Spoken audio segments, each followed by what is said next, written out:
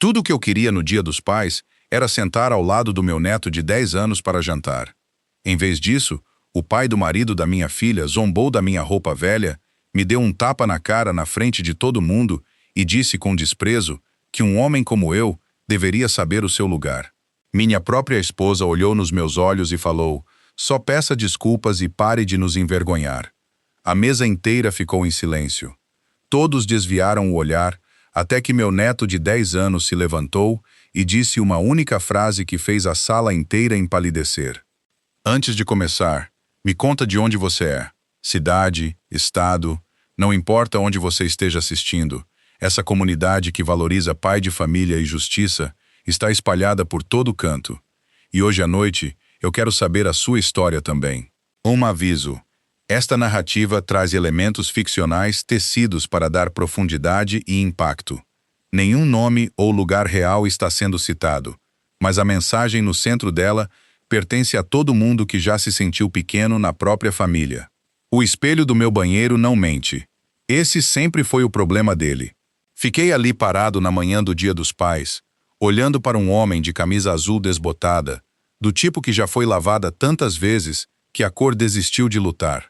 Minhas mãos grossas, os nós dos dedos com cicatrizes permanentes de 40 anos de cimento e ferragem, apertavam a beirada da pia, como se eu estivesse tentando me firmar contra uma correnteza que só eu conseguia sentir. Pensei em trocar de roupa, vestir algo mais novo, algo que não desse a Ricardo Almeida mais um motivo para abrir aquele sorriso dele, o que nunca chegava aos olhos, o que dizia: "Eu sei exatamente o que você é, e não é muita coisa." Depois pensei na Marta, minha primeira esposa, a mulher que costumava colocar a palma da mão no meu peito nas manhãs de domingo e dizer: "Ronaldo, você vale mais do que a roupa que veste. Vale mais do que o que possui. Nunca deixe ninguém te fazer esquecer disso." Ela se foi há 11 anos, e eu ainda ouço a voz dela mais clara do que qualquer outra coisa nesta casa. Larguei a pia, ajeitei o colarinho e deixei a camisa exatamente como estava. Eu tinha construído o Fundo Vieira Patrimonial ao longo de 22 anos, com calma, com cuidado, do mesmo jeito que construí tudo na minha vida. Sem ostentação, sem assessoria de imprensa, só paciência e trabalho. A maioria das pessoas que me conheciam via um mestre de obras aposentado, vivendo da aposentadoria do INSS, numa casa simples em Itaquera, na zona leste de São Paulo.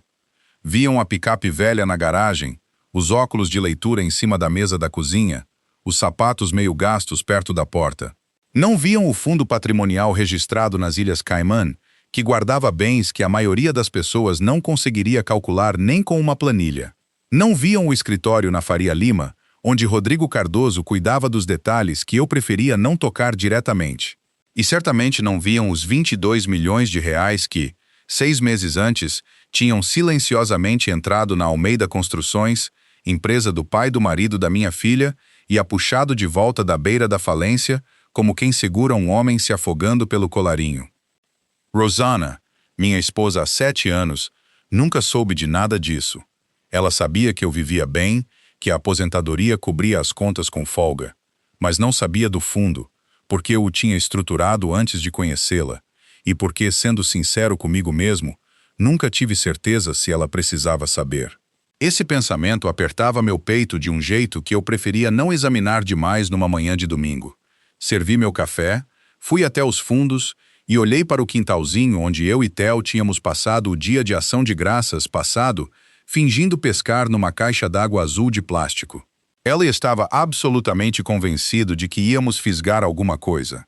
Esperou 45 minutos com um graveto e um barbante, completamente sério, completamente certo, do jeito que só uma criança de 10 anos consegue ter certeza de algo que não faz o menor sentido. Isso era Theo Almeida. Ele fazia o mundo parecer que ainda tinha espaço para coisas boas. Meu celular vibrou no balcão. Já sabia quem era antes de atender. "Vô." A voz dele vinha meio ofegante, como se tivesse corrido. "Você vem hoje à noite?" "Porque eu já fiz o seu cartão e guardei na gaveta da minha escrivaninha, e o papai disse que eu só posso entregar na hora do jantar, mas eu tô esperando desde quinta-feira e isso é muito tempo." Minha garganta apertou tão rápido que me pegou de surpresa. Pressionei a mão no peito do jeito que Marta fazia. tentando segurar alguma coisa. Eu vou, campeão. Não perderia por nada. Tá bom. Uma pausa, depois mais baixo. Vou. Pode ser meio esquisito hoje à noite. O papai falou para te avisar que o vô Ricardo vai estar lá e que você deveria. Ele falou para você ficar calmo, mas eu não sei por que ele falou isso, porque você é sempre calmo. O café na minha caneca ficou parado. Lá fora, a luz da manhã ficava dourada sobre o quintal. Seu pai tem razão, eu disse. Vou ficar calmo. Prometo. Depois que desligamos, fiquei parado na cozinha por um bom tempo, a caneca quente entre as mãos. Eu já sabia que aquela noite estava chegando fazia semanas. Sabia o que Ricardo Almeida era, o que tinha feito com o dinheiro, o que estava planejando, o que pensava de mim. Sabia de tudo, e escolhi esperar, não por fraqueza, não por medo, porque existe diferença entre um homem que age quando está com raiva e um homem que age quando está pronto. E eu passei 66 anos aprendendo qual dos dois eu queria ser. Deixei a caneca na pia, peguei as chaves e saí porta fora. Não fui direto para Alphaville. Disse a mim mesmo que era porque tinha tempo, que não havia pressa, que um homem de 66 anos ganhou o direito de fazer o caminho mais longo. Mas a verdade, admiti para mim mesmo em algum ponto da rodovia, olhando a serra ficar dourada na luz da manhã, era que eu precisava ver o padre Geraldo antes de entrar naquela casa. O padre Geraldo Nunes me conhecia havia 40 anos. Tinha conduzido o funeral da Marta. Tinha se sentado comigo naquela mesma igreja 3 semanas depois que ela partiu, quando eu não conseguia dormir e não tinha para onde ir às 2 da madrugada. E não disse uma palavra sequer na primeira hora. Só fez café, colocou uma caneca na minha frente e esperou. Esse era o padre Geraldo. Nunca empurrava. Só abria espaço. A igreja em Itaquera era pequena, branca, parecia estar ali desde antes da avenida existir. Estacionei a picape no pátio vazio e fiquei parado um instante, as mãos ainda no volante, o motor esfriando com estalinhos. Lá dentro, o padre Geraldo arrumava os inários no último banco. Levantou os olhos quando ouviu minhas botas no piso e abriu aquele sorriso que enrugava fundo os cantos dos olhos. Ronaldo Vieira, disse, largando os inários. Você tá com cara de quem tá andando na direção de algo que não tem certeza se quer alcançar. Tão óbvio assim? Só para quem observa você andar há 40 anos.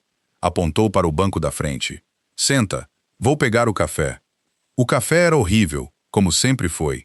O padre Geraldo fazia café ruim de igreja desde 1987 e não dava sinais de melhora. Enrolei as 2 mãos na caneca e senti algo relaxar nos meus ombros. Ricardo Almeida vai dar um jantar de Dia dos Pais hoje à noite, eu disse. O padre se acomodou no banco da frente, as mãos grandes cruzadas sobre os joelhos. Quantas vezes esse homem já te insultou numa reunião de família? O suficiente para eu ter parado de contar. E você vai mesmo assim? O Theo me ligou hoje de manhã. Minha voz saiu mais rouca do que eu esperava. Limpei a garganta. Aquele menino tá guardando o cartão dele na gaveta desde quinta-feira, padre.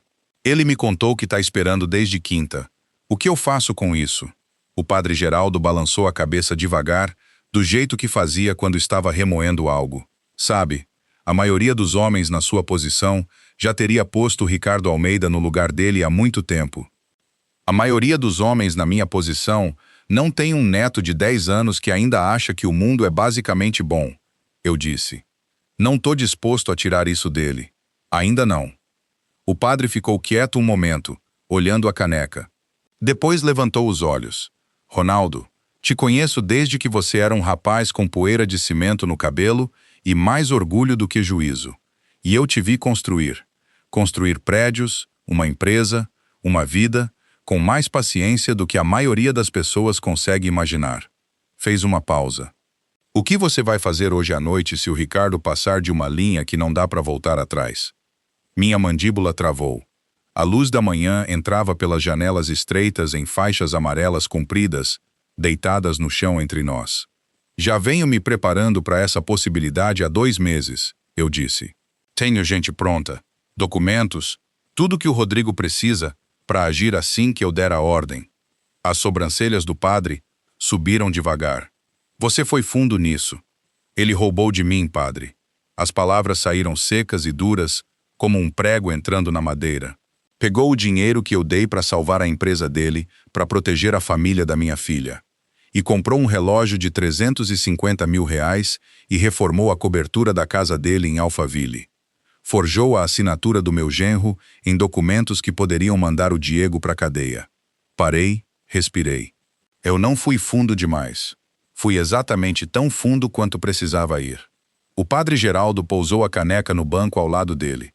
Estendeu a mão e apertou meu antebraço, o aperto de um homem velho que já enterrou gente e casou gente e segurou mais mãos em crise do que qualquer um de nós poderia contar. Então vai, disse. Faz o que precisa fazer. Protege a sua filha. Protege esse menino. O aperto dele apertou mais um instante. Mas, Ronaldo, antes de você atravessar aquela porta hoje à noite, preciso que você lembre de uma coisa. O quê? Lembre quem você é antes de tudo isso. Os olhos dele fixaram nos meus, firmes e claros. Não o fundo, não o dinheiro, não o plano. Você, o homem que a Marta amou, o homem que o Theo liga num domingo de manhã porque não aguenta esperar para entregar um cartão feito à mão pro avô dele. Soltou meu braço. Esse homem entra ali hoje à noite, não o outro. Entendido? Minha garganta queimava. Apertei os lábios com força e balancei a cabeça uma vez, porque falar naquele momento não era algo em que eu confiasse. Terminei o café horrível, apertei a mão do padre na porta, ele segurou um instante a mais, do jeito que fez no enterro da Marta, e voltei para a picape na manhã clara de São Paulo. Alphaville ficava a 40 minutos. Nunca senti a distância tanto quanto naquele dia. Rosana já estava no banco do carona quando cheguei em casa. Tinha se arrumado com cuidado, uma blusa creme que eu nunca tinha visto, brincos de pérola, o cabelo grisalho preso de um jeito que me disse que ela tinha ficado pelo menos 40 minutos sentada na penteadeira.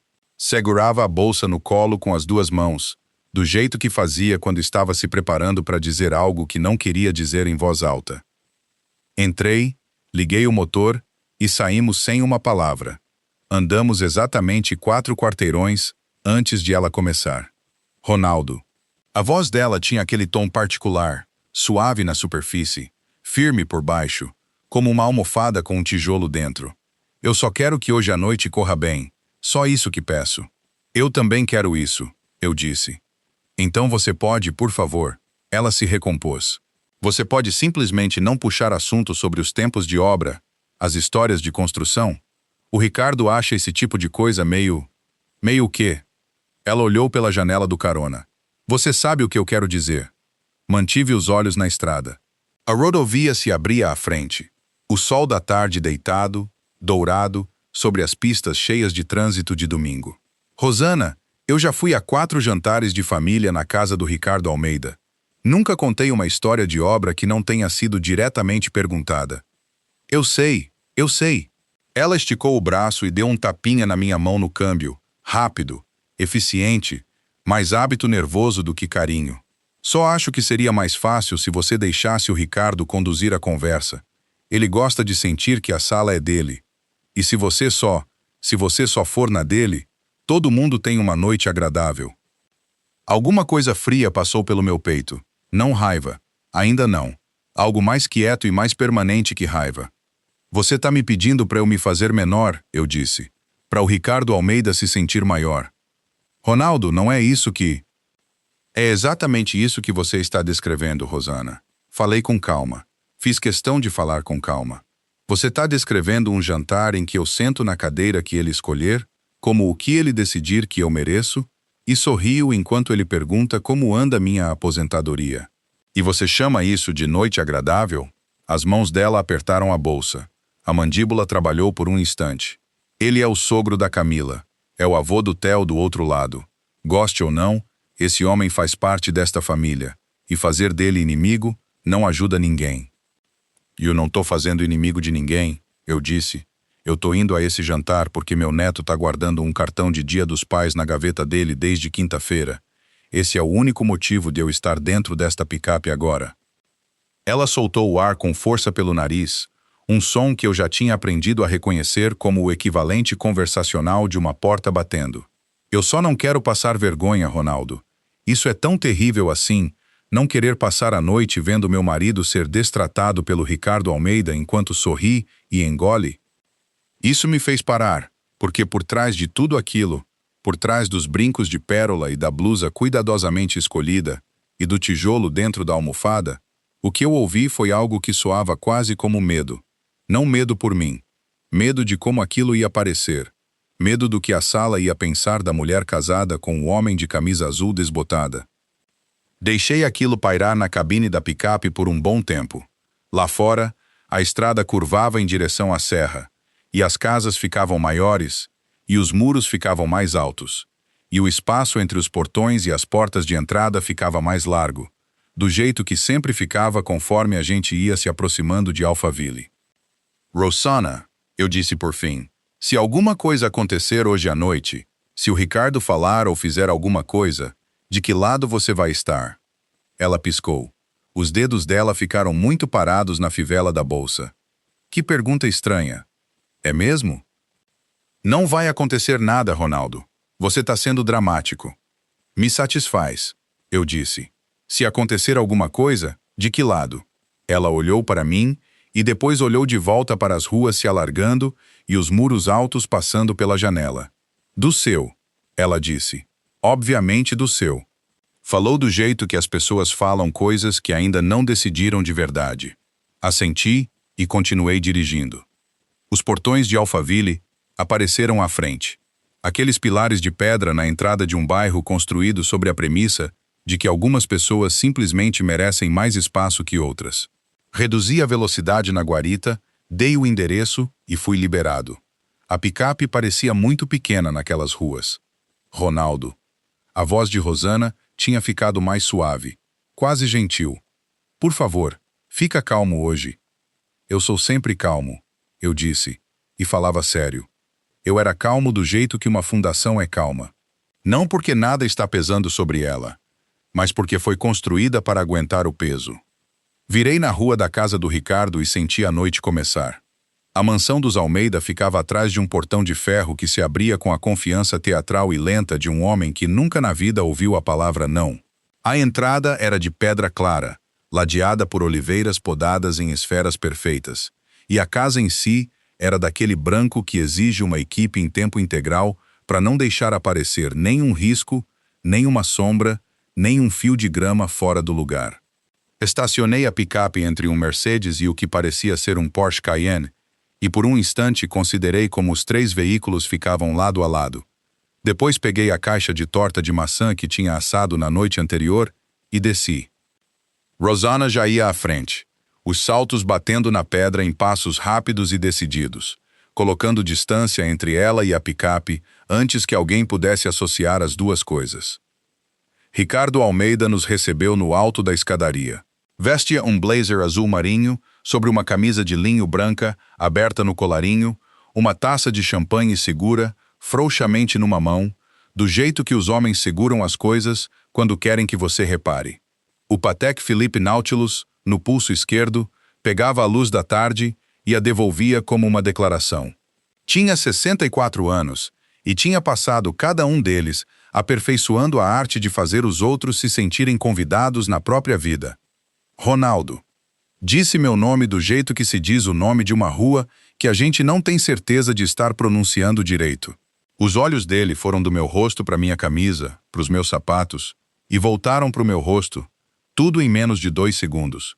Que bom que você conseguiu vir. Deve ter sido uma viagem longa lá da Zona Leste. Nada demais, eu disse. Ele já tinha se virado para Rosanna, pegando a mão dela, ligando o carisma como uma torneira. Rosanna, você tá linda. Entra, entra. Todo mundo tá lá atrás.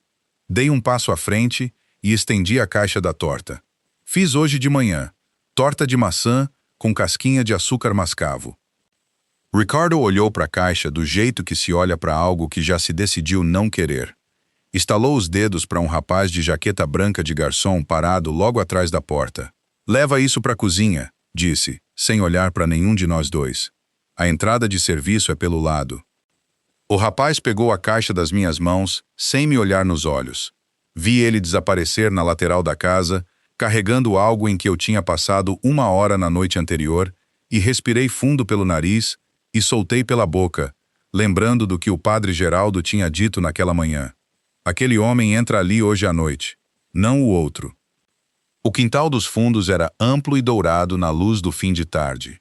Luzinhas ainda apagadas, mesas compridas cobertas de linho branco, grupos de gente bem vestida segurando drinks e conversando daquele jeito particular de gente que nunca teve que se preocupar se o cheque vai compensar. Reconheci alguns rostos de reuniões anteriores. Fábio Delgado, sócio antigo de Ricardo nos negócios, estava perto do bar num terno cinza chumbo, rindo de alguma coisa que eu não conseguia ouvir. Marisa Almeida, irmã de Ricardo, sentada debaixo de uma pérgola, uma taça de rosé numa mão, os olhos percorrendo a multidão como um farol catalogando e classificando. Quando o olhar de Marisa pousou em mim, ficou um segundo a mais antes de escorregar para outro lugar. Camila me encontrou antes de eu dar 10 passos no quintal. Veio correndo, os saltos instáveis na grama, e me abraçou pelo pescoço com uma força que contava tudo sobre o que ela estava sentindo, sem precisar de uma palavra. Spy. A voz dela pressionada perto do meu ouvido, baixa e meio embargada nas bordas. Que bom que você tá aqui. Eu só quero que você saiba que não importa o que aconteça hoje. Ei, puxei ela um pouco para trás para olhar o rosto dela. Os olhos dela brilhavam de um jeito que não era felicidade. Coloquei as 2 mãos nos ombros dela, do jeito que fazia quando ela era pequena e tinha medo de tempestade. Eu tô aqui, tá tudo bem. Tá? Ela sussurrou. Vai ficar, eu disse. E falava sério, embora não do jeito que ela esperava. Antes que ela pudesse dizer mais alguma coisa, a voz de Ricardo cortou o quintal, grande e expansiva, atuando para a plateia. Camila, traz seu pai aqui. Quero apresentar ele direito pro Fábio. Já estava gesticulando, já conduzindo, já organizando a noite do jeito que organizava tudo, com ele no centro e todo mundo em órbita cuidadosa. As mãos de Camila encontraram meu braço e apertaram uma vez, rápido e forte, do jeito que a gente segura em algo antes de uma onda bater. Depois soltou, endireitei os ombros e a segui pelo gramado. Ricardo deu um tapinha nas costas de Fábio Delgado quando eu me aproximei. Fábio, lembra do Ronaldo? Pai da Camila. Uma pausa de meio segundo, calculada com perfeição. Ele trabalhou com construção. Aposentado agora. Fábio Delgado estendeu a mão.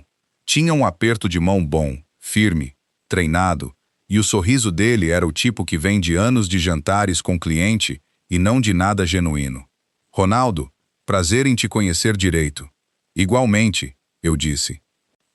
O Ronaldo estava me contando que veio dirigindo lá da Zona Leste, Ricardo disse, embora eu não tivesse dito nada do tipo, naquela picape dele. Sorriu para Fábio. Tem que admirar um homem que segura firme nas coisas. Fábio riu. Foi uma risada social suave, do tipo que não custa nada.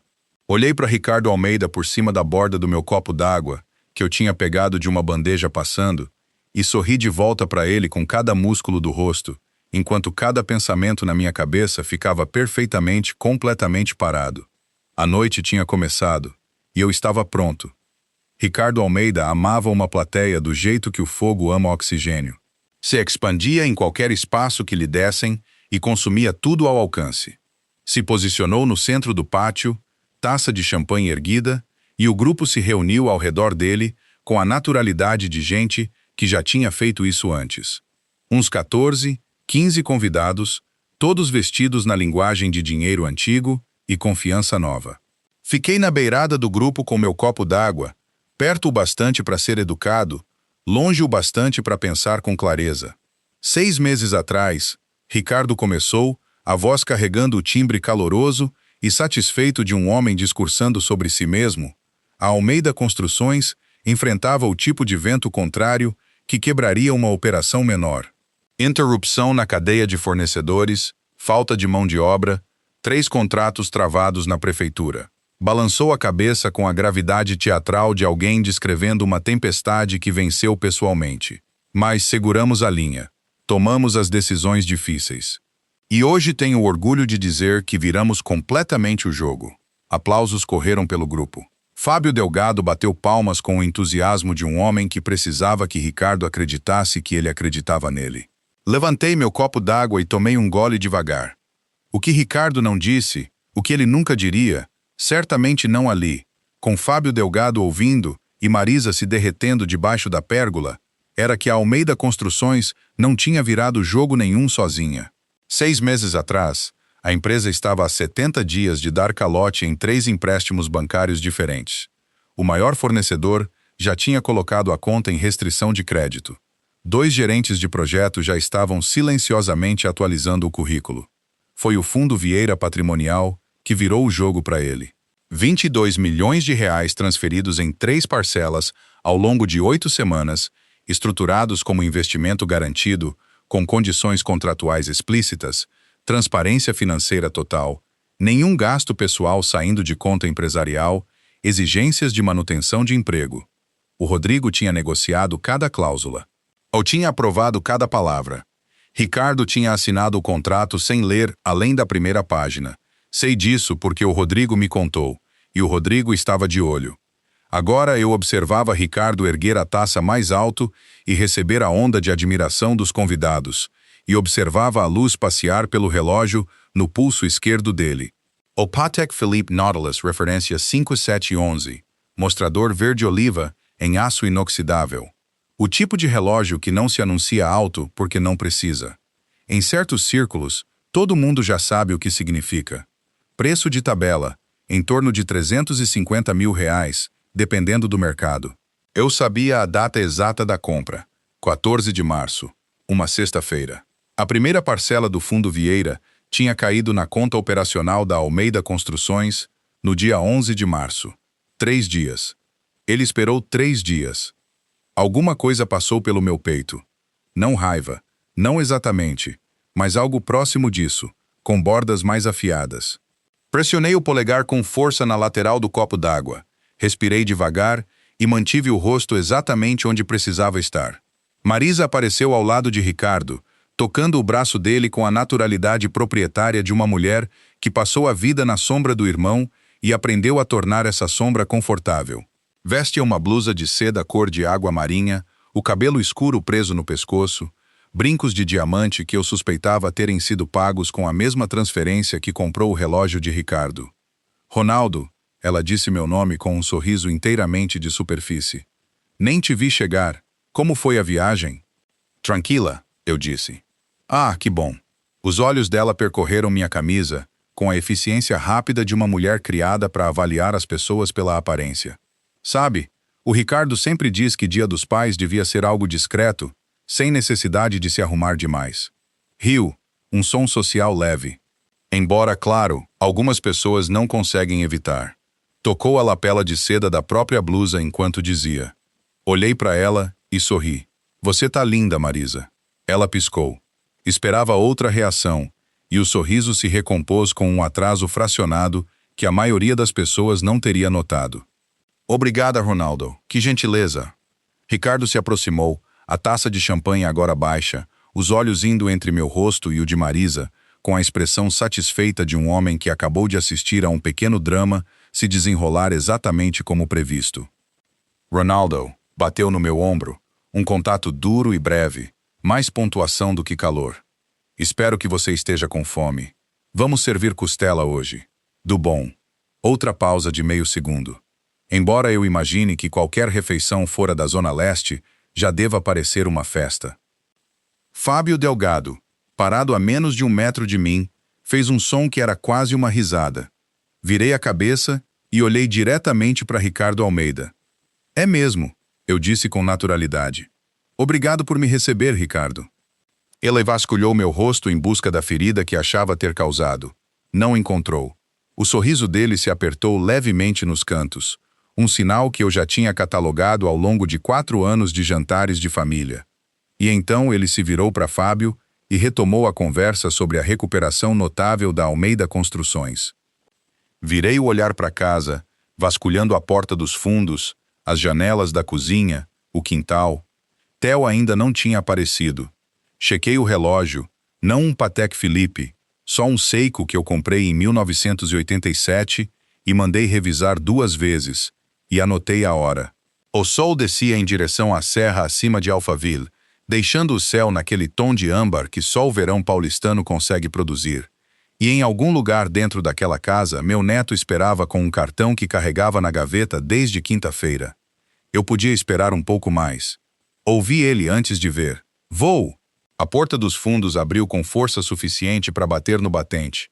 E Theo Almeida saiu correndo daquela casa do jeito que meninos de 10 anos saem correndo de casa quando esperaram demais e não aguentam mais esperar. A toda velocidade, braços já abertos, os sapatos batendo nas pedras do pátio, num ritmo que não tinha o menor interesse em ser digno. Ela bateu na minha cintura e enrolou os 2 braços em volta de mim com tanta força que eu conseguia sentir o coração dele batendo através da camisa. Segurei, firmei os 2 e por um momento esqueci de Ricardo e da taça de champanhe dele e do relógio de 350 mil reais. Esqueci de Rosana e dos brincos de pérola e da distância cuidadosa que ela manteve da minha picape. Esqueci da pasta que o Rodrigo Cardoso tinha guardada num escritório da Faria Lima e das 3 parcelas de transferência e da liminar esperando para ser protocolada. Só segurei meu neto e senti o alívio particular de um homem que encontrou a única coisa verdadeira numa sala cheia de coisas falsas. Ei, campeão! Consegui dizer. Minha voz saiu mais rouca do que eu pretendia, arranhada nas bordas de um jeito para o qual eu não estava preparado. Você veio. Theo se afastou o suficiente para olhar para mim. O rosto corado de correr, o cabelo já escapando do que a mãe tinha feito naquela manhã. Os olhos escuros, bem abertos, exatamente na forma dos olhos da mãe, examinaram meu rosto com uma atenção que sempre me pegava de surpresa numa criança daquela idade. Você veio mesmo, ele disse, como se não tivesse tido tanta certeza assim. Eu falei que vinha, eu disse. Eu sei, mas... Ele mordeu o lábio inferior. O papai falou que podia ficar complicado. E às vezes, quando as coisas ficam complicadas, as pessoas não vêm. Aquela frase me atingiu bem fundo no peito. Me agachei para ficarmos no mesmo nível, meus joelhos reclamando do jeito que sempre reclamavam na pedra dura, e coloquei as 2 mãos nos ombros dele. Theo, esperei até ele estar olhando direto para mim. Eu sempre vou vir quando você me chamar. Entendeu? Sempre. O lábio inferior dele tremeu por meio segundo antes de ele se recompor. Um gesto tão adulto e tão de partir o coração que minha garganta apertou de novo. Depois balançou a cabeça com força, rápido, do jeito que crianças balançam a cabeça quando estão tentando não precisar de garantia e precisando desesperadamente mesmo assim.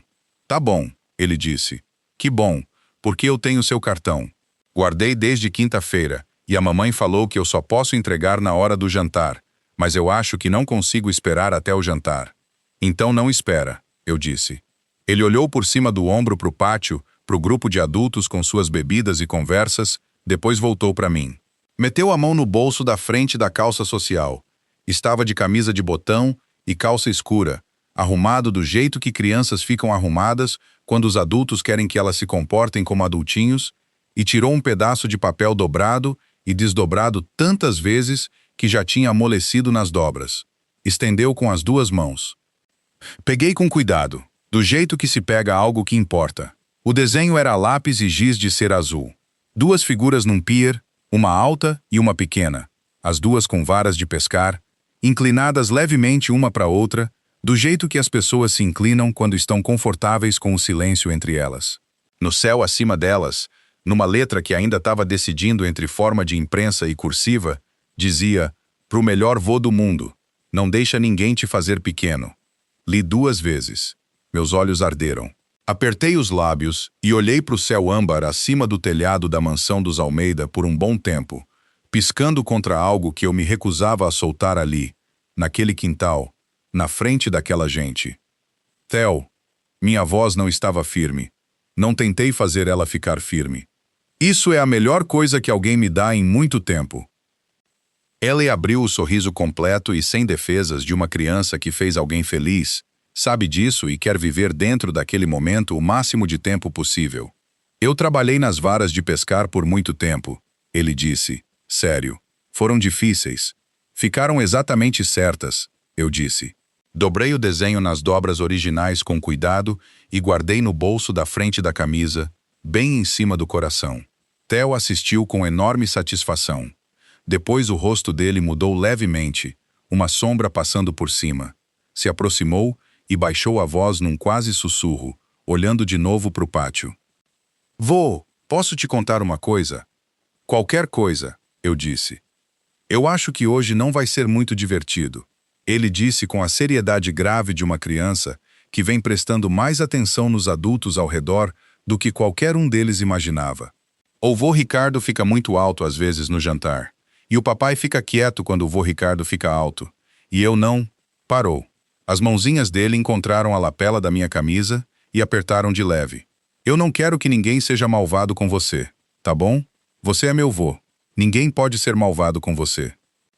Cobre as mãos dele com as minhas. Esse menino extraordinário, de olhar claro, 10 anos de idade. Vou te contar uma coisa, eu disse. Você deixa eu me preocupar com as coisas de adulto hoje à noite. Seu trabalho é só sentar do meu lado no jantar e me contar sobre a escola. Consegue fazer isso? Ele considerou aquilo com genuína seriedade, do jeito que considerava tudo. Eu tô indo muito bem em matemática. Eu não esperava menos. Ele sorriu, esticou a mão e segurou a minha. Vem, a mamãe falou que a gente come em 20 minutos. E o vô Ricardo já trocou o seu lugar 2 vezes. Deixei ele me levar de volta pelo pátio, a mãozinha quente e certa na minha, passando pelas luzinhas e as mesas de linho branco e a gente com suas taças de champanhe. Ricardo Almeida nos observou atravessar o gramado. Senti o olhar dele nas minhas costas, do jeito que se sente uma mão pressionando. Não me virei. Eu estava segurando algo mais valioso que qualquer coisa naquele quintal. A sala de jantar da mansão dos Almeida era o tipo de cômodo projetado para fazer certas pessoas se sentirem importantes e certas outras pessoas se sentirem o contrário. Uma mesa de mogno percorria todo o comprimento do espaço, coberta de linho branco tão engomado que parecia nunca ter sido tocado. Talheres de prata. Taças de cristal que capturavam a luz do lustre e lançavam pequenos arco-íris pelas paredes. Um arranjo de orquídeas brancas no centro, cada flor deliberada e perfeita e inteiramente sem calor. O cômodo cheirava a dinheiro e flores frescas, e a ansiedade sutil de pessoas se esforçando muito para sustentar uma versão de si mesmas que não tinham certeza de conseguir manter a noite inteira. Ricardo comandava na cabeceira, dirigindo o trânsito.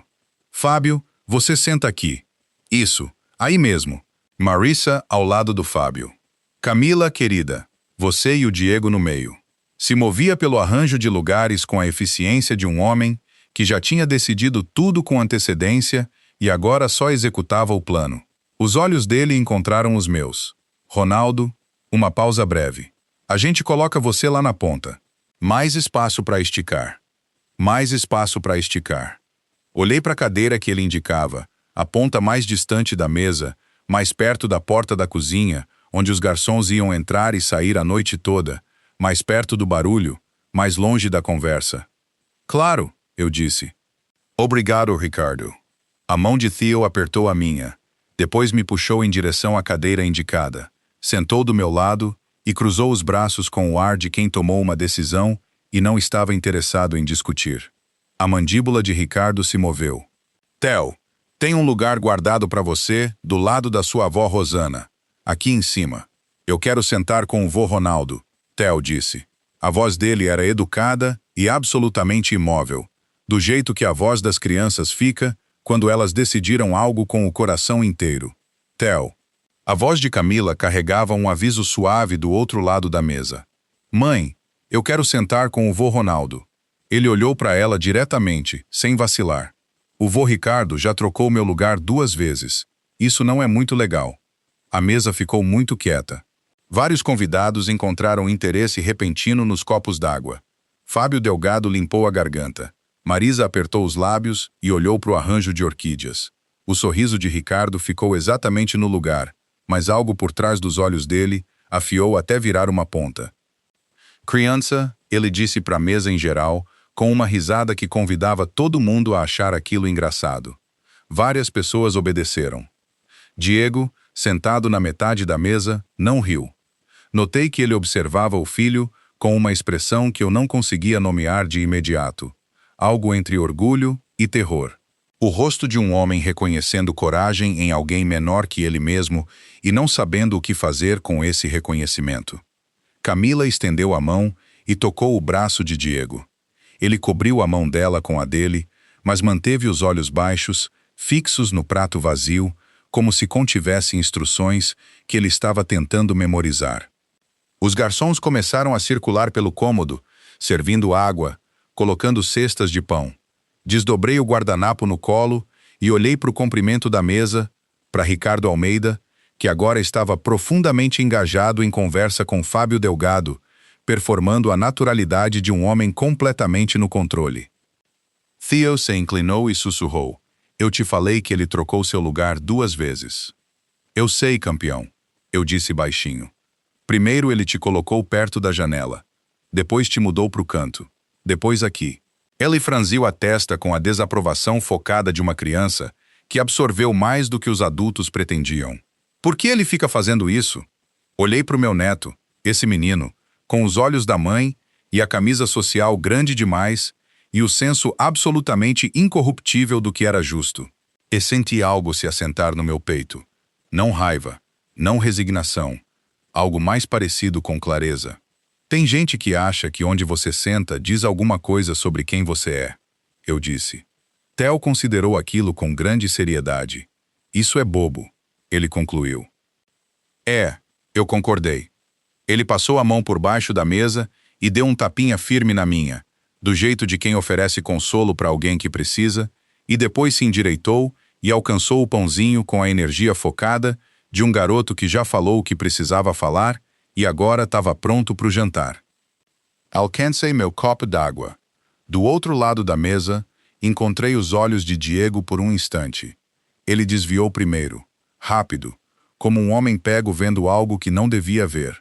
As mãos dele estavam enroladas no próprio copo d'água, os nós dos dedos brancos nas juntas, e a mandíbula trabalhava devagar, num jeito moído, que me dizia que ele estava carregando algo pesado naquela noite.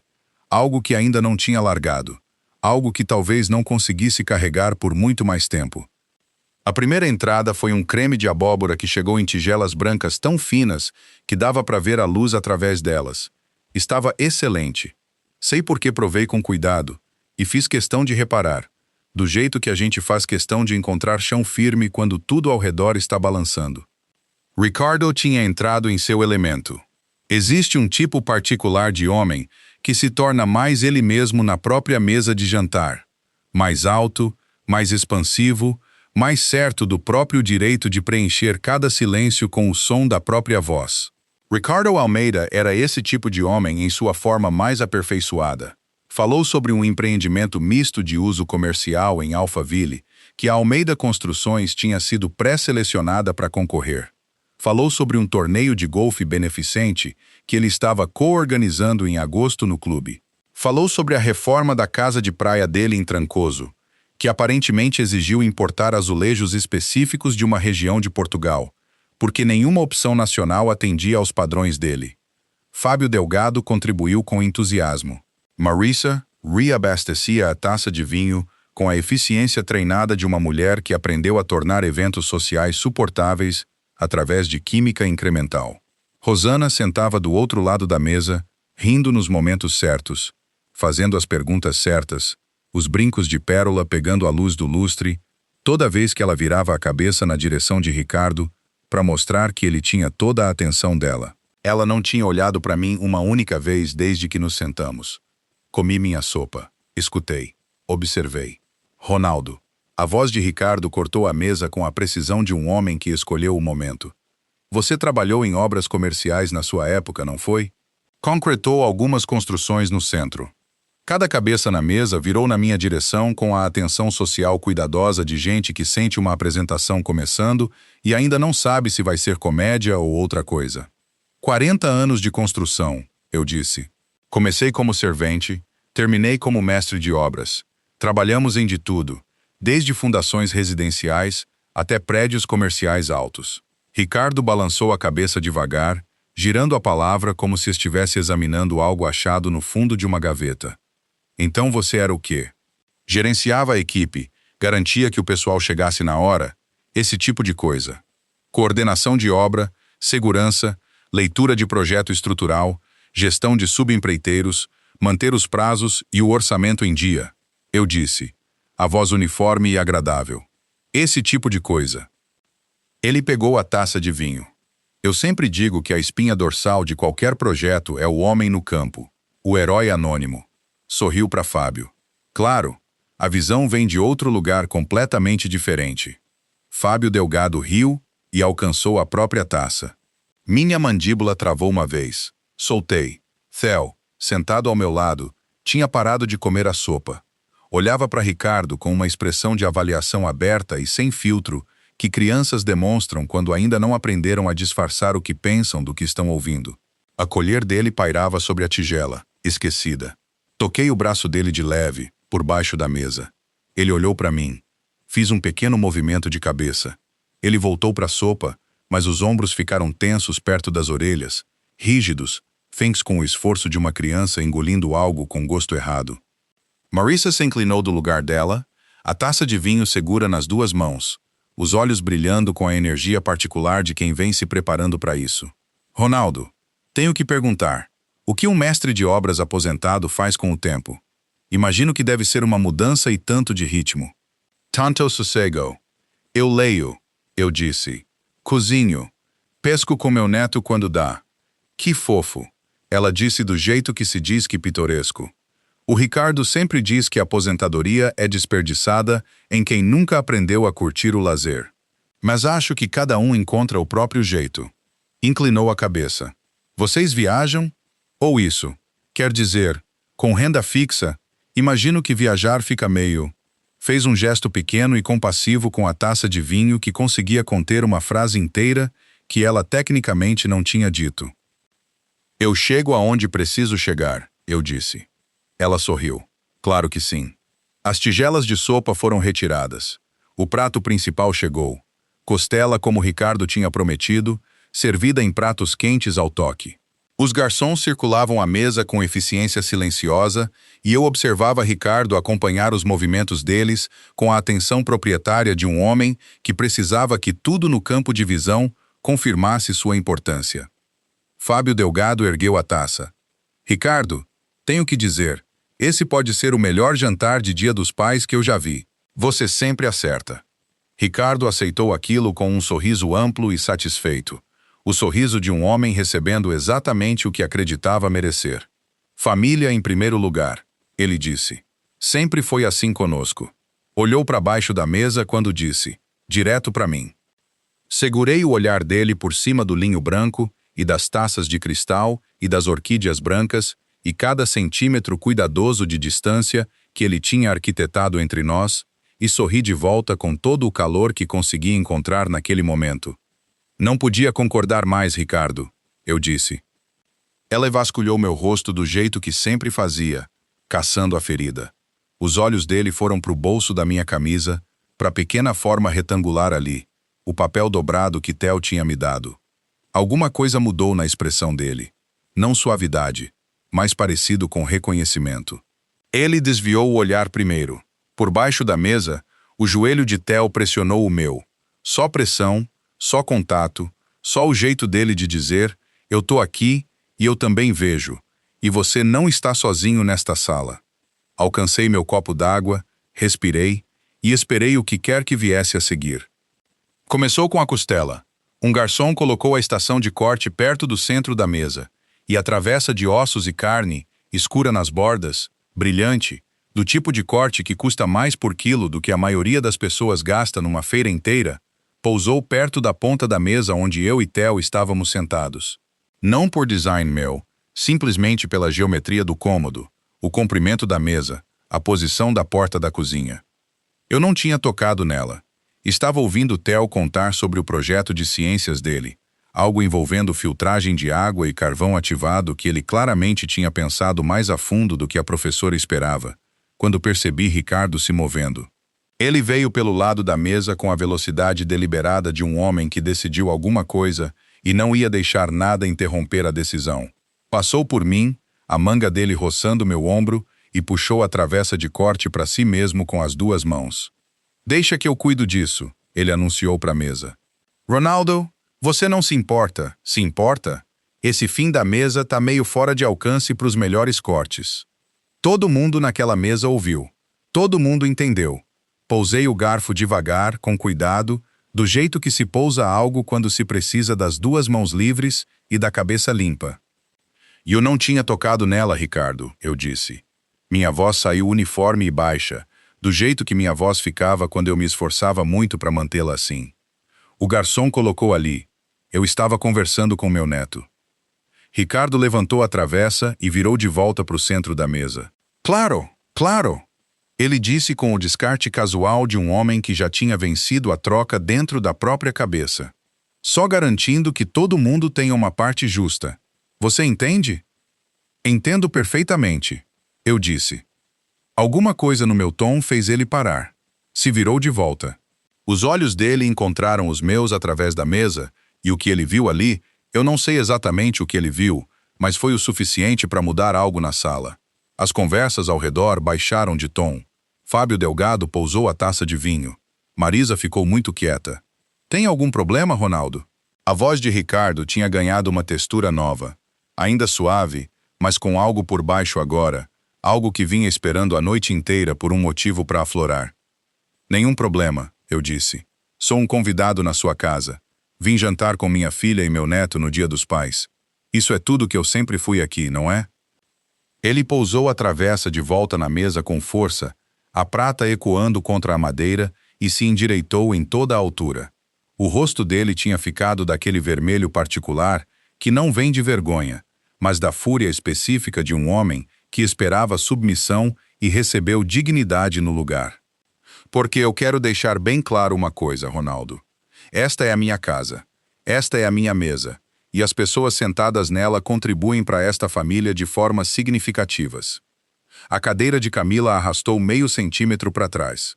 A mão de Diego saiu disparada e agarrou o braço dela. Pai! A voz de Diego era baixa, tensa, a voz de um homem parado na beirada de algo cujo fundo ele conseguia ver. Fica fora disso, Diego. Ricardo não olhou para o filho, os olhos dele travados em mim. Eu tô falando com o Ronaldo. Ela contornou a mesa então, não rápido, devagar, com a paciência terrível de um homem que nunca na vida foi impedido. Parou ao lado da minha cadeira. Eu conseguia sentir o calor vindo dele, a pressão mal contida, do jeito que se sente uma tempestade de verão antes da primeira gota cair. Então você quer sentar na minha mesa? A voz dele tinha caído baixa e íntima e feia. Você quer comer a minha comida e sentar nas minhas cadeiras e respirar o meu ar? Então você mostra um pouco de respeito. Lembra quem construiu tudo isso? E lembra que um homem que passou a vida despejando concreto para os outros não tem direito de me olhar assim. Olhei para ele da minha cadeira. Não me levantei. Não levantei a voz. Eu tô olhando para você do único jeito que eu sei, Ricardo, eu disse. Direto. Ele me bateu. Não foi bem um tapa. Foi um golpe. O dorso da mão dele na minha bochecha esquerda. Forte o bastante para minha cabeça virar junto. Forte o bastante para eu sentir gosto de sangue no canto da boca e o lustre balançar por um instante nas bordas da minha visão. O som daquilo estalou pela sala de jantar como algo se quebrando que não podia ser desquebrado. Ninguém se mexeu. Camila soltou um som agudo e ferido, a mão indo até a boca. Diego estava de pé, mas congelado. O rosto da cor de giz, as mãos agarradas na beirada da mesa, como se o chão tivesse sumido debaixo dele. Rosana se levantou da cadeira. Meu coração se ergueu por um único segundo. Depois ela olhou para mim, para minha bochecha ardendo, para a lágrima que eu me recusava a deixar cair, e disse, com a voz tremendo levemente: Ronaldo, peça desculpas ao Ricardo agora. Não vamos piorar ainda mais isso. A elevação parou. Algo mais pesado tomou o lugar. Pressionei o dorso da mão no canto da boca. Olhei para a mancha vermelha ali. Olhei para Ricardo, parado sobre mim, respirando forte, indignado e enorme, e inteiramente convencido de que tinha acabado de estabelecer algo importante. Olhei para Rosana, que ainda me olhava com aquela expressão, não crueldade, o que teria sido mais fácil, mas medo disfarçado de praticidade, o rosto de uma mulher escolhendo o caminho que acreditava lhe custar menos. Olhei para minha filha, que tinha as duas mãos sobre a boca e lágrimas escorrendo pelo rosto e não conseguia se mover. Olhei para Diego, que estava tremendo, visivelmente, fisicamente tremendo, olhando para o pai como se estivesse vendo algo que sempre soube que estava ali e tinha passado muito tempo esperando estar errado. Levei a mão ao bolso do peito, toquei a borda dobrada do desenho do Theo, só toquei. Depois empurrei a cadeira para trás, me levantei e peguei a caixinha de presente que tinha trazido para o Diego, do chão ao lado da minha cadeira. Virei em direção à porta. Eu não ia me desculpar. Não ia discutir. Ia sair daquela sala com a mesma espinha que entrei. Tinha dado 4 passos em direção à porta quando a cadeira arrastou. Não uma cadeira de adulto, o som mais leve e agudo de uma cadeira de criança, empurrada com força contra o piso de mármore. Depois passos, rápidos e desiguais. E os braços de Theo estavam em volta da minha cintura, por trás, os dois travados, o rosto pressionado nas minhas costas, entre as omoplatas.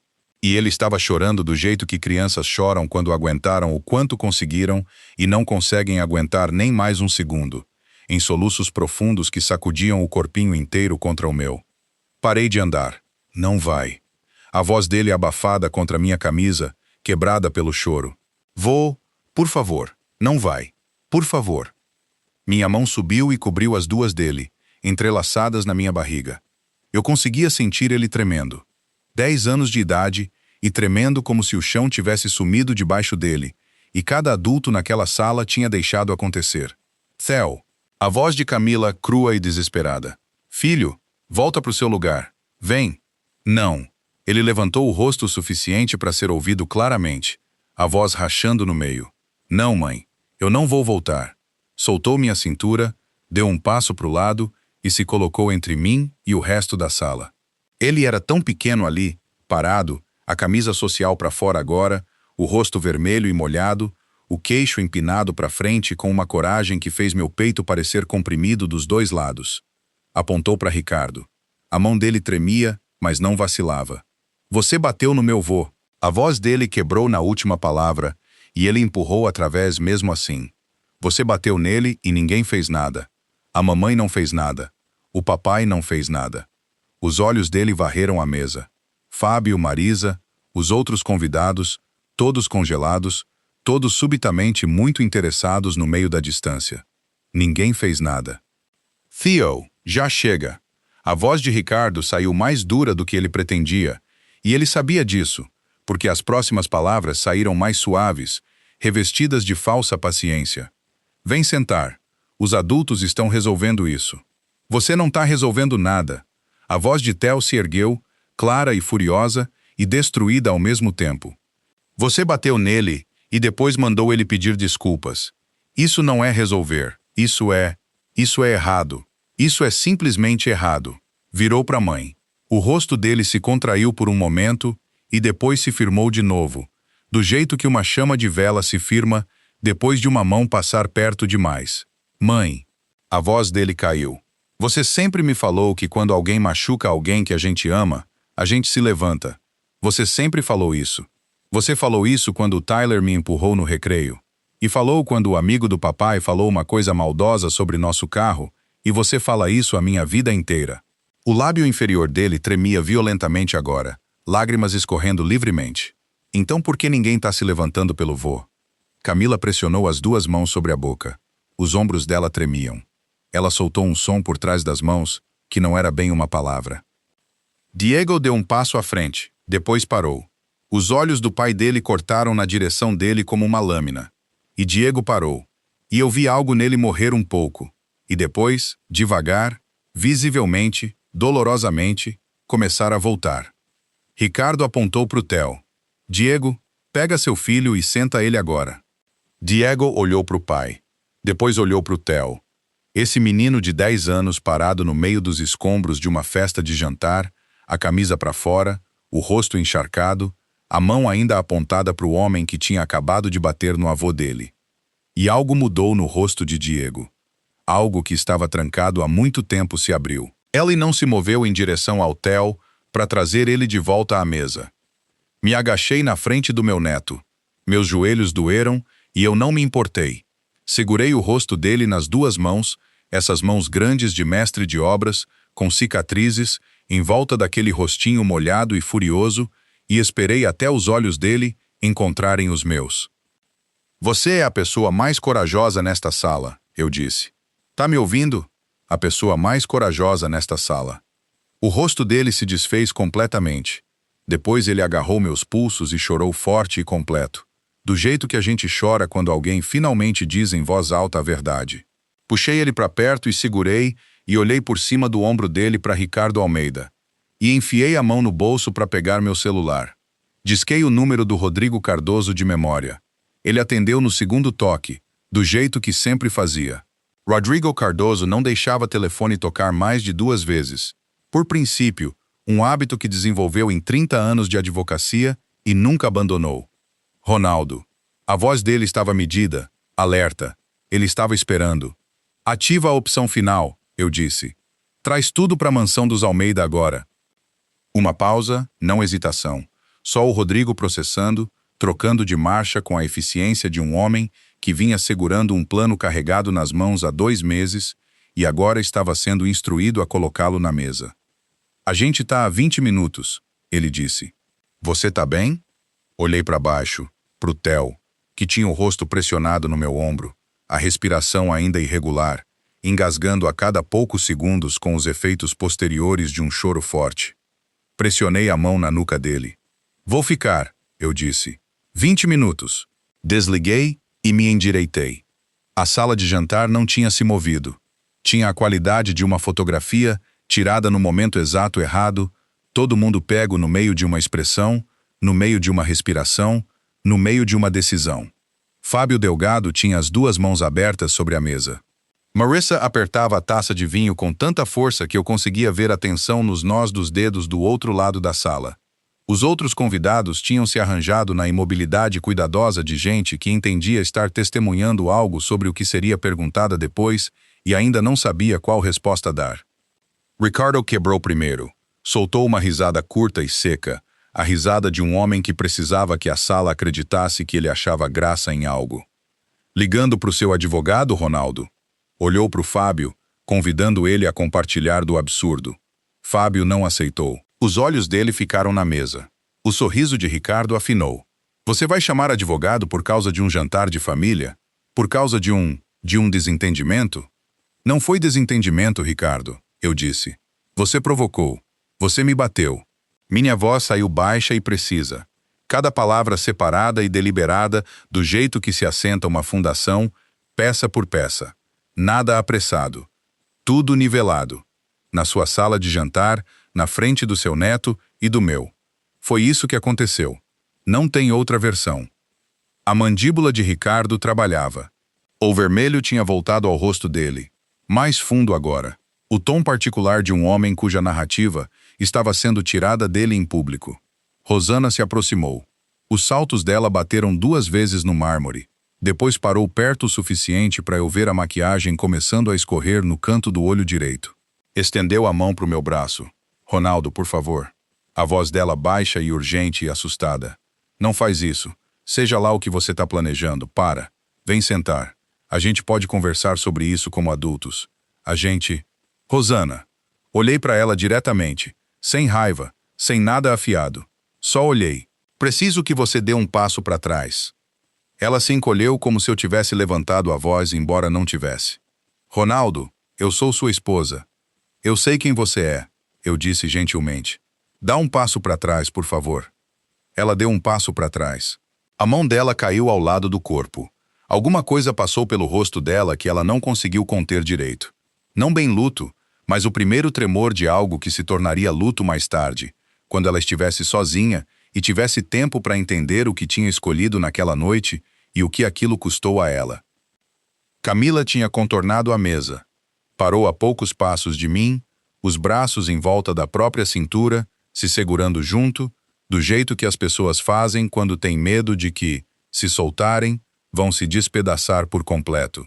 O rosto dela estava despido de tudo o que era treinado, e social e cuidadoso, só cru, aberto, o rosto de uma filha que assistiu algo acontecer e não impediu, e não conseguiria mais fingir que não sabia disso sobre si mesma.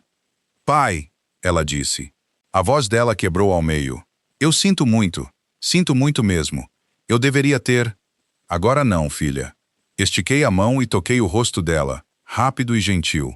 Depois, prometo. Agora não. Diego não tinha se mexido da posição na mesa. Estava de pé, as duas mãos agarradas no encosto da própria cadeira, os nós dos dedos brancos, os olhos fixos em mim com uma expressão que tinha passado pelo medo e saído do outro lado em algo mais duro e mais limpo. Respirava pelo nariz, em puxadas lentas e deliberadas, do jeito que os homens respiram quando estão tomando uma decisão que sabem que não podem desfazer. Ricardo se virou para o filho. Diego, fala para o seu sogro guardar o telefone e sentar antes que ele faça alguma coisa que não dá para desfazer. Diego olhou para o pai. Olhou para o homem que o criou, que construiu a empresa em que ele trabalhava, que entregou a ele uma vida pré-montada e mandou ele ser grato pela forma dela. Olhou para ele por um bom tempo. E o que quer que estivesse procurando, ele achou, ou parou de precisar achar, porque as mãos dele soltaram o encosto da cadeira e ele se endireitou e disse, bem baixinho, não. Ricardo piscou. O que você acabou de me dizer? Eu disse não. A voz de Diego se firmava, ficava mais firme a cada palavra, como um homem encontrando apoio em terreno instável, passo a passo. Eu não vou falar isso para ele. Não vou falar nada exceto... Parou, olhou para o Ronaldo. Os olhos dele estavam molhados, mas a mandíbula estava firme. Sinto muito por tudo isso. Por cada jantar. Por cada vez que eu olhei para o outro lado, a voz dele caiu. Eu sabia o que ele estava fazendo. Não sabia de tudo, mas sabia o suficiente. E olhei para o outro lado. A sala prendeu a respiração. O rosto de Ricardo passou por 5 expressões em 3 segundos. Se firmou na fúria. Seu ingrato, não... Não, Diego disse, como uma porta se fechando. Final. Irreversível. Lá fora, na entrada comprida e clara, faróis varreram as janelas da sala de jantar. 3 conjuntos deles, se movendo devagar, deliberadamente, do jeito que as coisas se movem quando chegam exatamente na hora certa. A porta da frente abriu sem ninguém bater. Rodrigo Cardoso entrou na mansão dos Almeida do jeito que entrava em toda a sala que importava, sem pressa, sem teatro, com aquela qualidade particular de imobilidade que pertence a homens que passaram décadas sendo a pessoa mais preparada presente. Veste eterno escuro, sem gravata, uma pasta de couro preto gasto na mão esquerda. Atrás dele vinham 2 advogados do escritório dele, depois um perito contábil chamado Vitor Reis, cujo trabalho eu vinha usando fazia 15 anos. Depois um representante do Banco Pacífico, um gerente de risco sênior chamado Jaime Freitas, que tinha vindo de avião de Brasília naquela tarde. E, por fim, Tomás Braga, o próprio diretor financeiro da Almeida Construções, um homem magro e cauteloso de 48 anos, que vinha carregando o peso do que sabia havia 8 semanas e parecia isso. Entraram na sala de jantar em fila e o ambiente mudou no momento em que cruzaram a porta. A pressão do ar mudou. Alguma coisa que parecia território de Ricardo Almeida 30 segundos antes deixou de parecer. Rodrigo veio direto até mim. Parou, olhou para o meu rosto, para a marca ainda visível na minha bochecha, e a expressão dele não mudou, mas algo por trás dos olhos dele ficou muito frio e muito focado. Se virou para a sala. Boa noite. A voz dele carregava a cada canto sem esforço. Meu nome é Rodrigo Cardoso. Represento o Fundo Vieira Patrimonial. Uma pausa, exatamente longa o bastante. Estou aqui em nome do fundador e único beneficiário do fundo. Se virou levemente na minha direção. Ronaldo Vieira. O silêncio que se seguiu não estava vazio. Estava cheio, carregado com o som de 14 pessoas, revisando simultaneamente tudo o que achavam saber.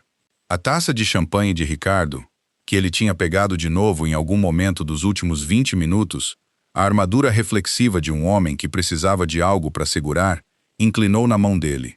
Ele estabilizou. Os olhos dele foram do Rodrigo para mim e de volta para o Rodrigo, com um movimento calculador rápido de um homem rodando números que não estavam batendo. Fundador, Ele disse a palavra como se estivesse num idioma estrangeiro.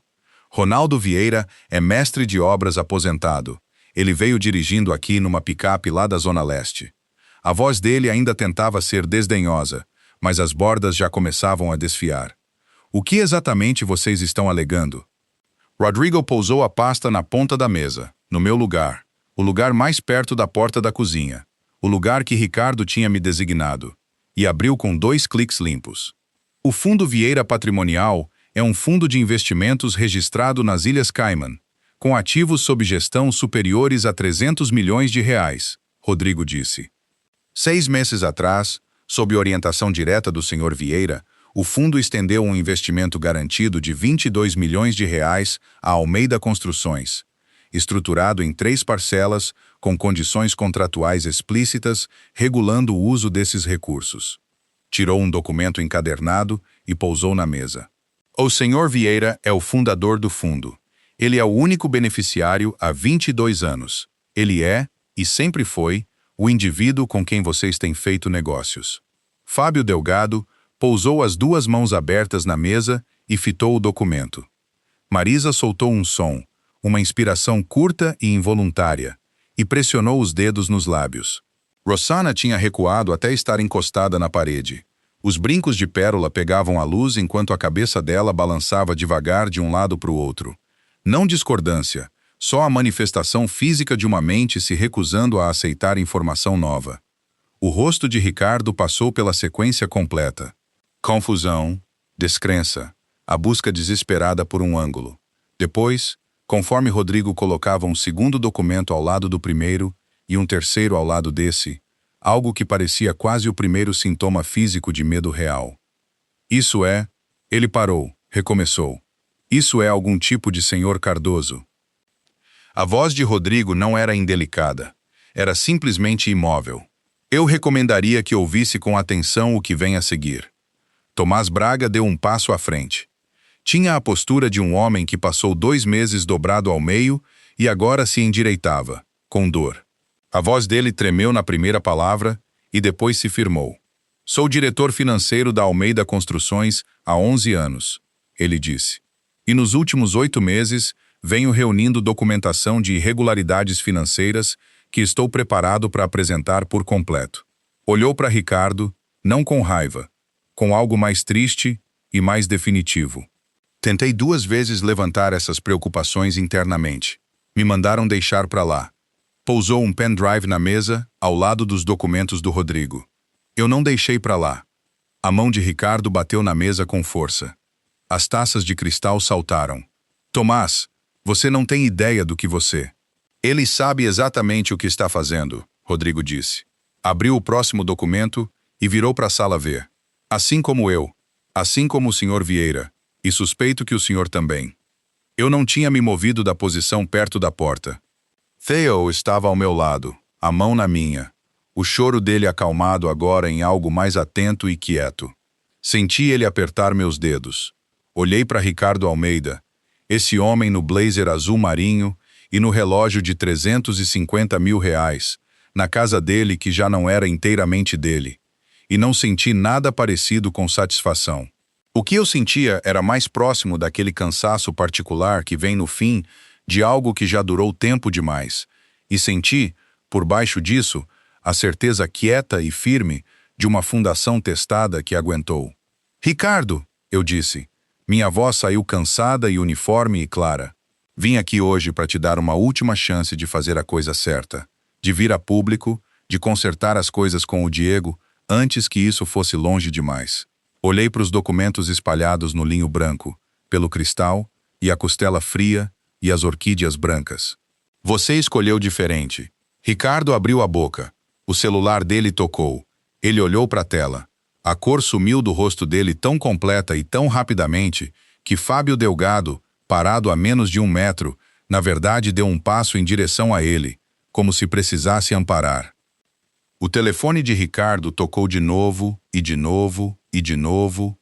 Ricardo olhou para a tela do celular do jeito que um homem olha para algo que vem temendo há meses e de algum jeito ainda conseguiu se surpreender. Atendeu. Observei o rosto dele enquanto escutava. Vi passar do vermelho para o branco, para um cinza sem nome. E aí ele baixou o telefone, sem se despedir de quem estava do outro lado, e ficou ali parado, com ele pendurado na mão, como algo que não sabia mais como usar. Era o conselho, ele disse, para ninguém em particular, para a sala, para as orquídeas brancas, e a costela fria, e as taças de cristal, e as ruínas da festa de jantar, da qual ele tinha estado tão certo 3 horas antes. O conselho da empresa. Levantou os olhos para o Rodrigo. Você contatou o conselho. O relatório pericial foi entregue aos 12 membros do conselho às 7h45 desta noite, Rodrigo disse, junto com a documentação que o Sr. Braga forneceu e as conclusões da nossa auditoria independente. Tirou mais um relatório encadernado da pasta e pousou na mesa. Isto é um resumo dessas conclusões. Vou passar pelos pontos principais. O celular de Ricardo tocou de novo. Ele rejeitou a chamada. Rodrigo abriu o relatório. Ao longo de um período de 4 meses após a primeira parcela do Fundo Vieira, ele disse, a voz carregando a energia plana, e precisa de um homem lendo um veredito, 3.400.000 reais foram transferidos da conta operacional da Almeida Construções para uma consultoria registrada como Crestline Assessoria Empresarial. Levantou os olhos. A Crestline foi constituída 14 dias após a primeira transferência do Fundo Vieira. A única sócia registrada é Marisa Almeida. Cada cabeça na sala virou para Marisa. Ela tinha pousado a taça de vinho. As 2 mãos estavam no colo, pressionadas contra as coxas, e o rosto dela tinha se arranjado numa expressão de neutralidade cuidadosa que estava custando um esforço enorme para manter. Quando a sala olhou para ela, o queixo dela subiu. Reflexo, não confiança. Isso é um arranjo comercial privado entre mim e meu irmão, ela disse. A voz dela saiu mais firme do que eu esperava. É inteiramente legal. O arranjo em si pode ser legal, Rodrigo disse.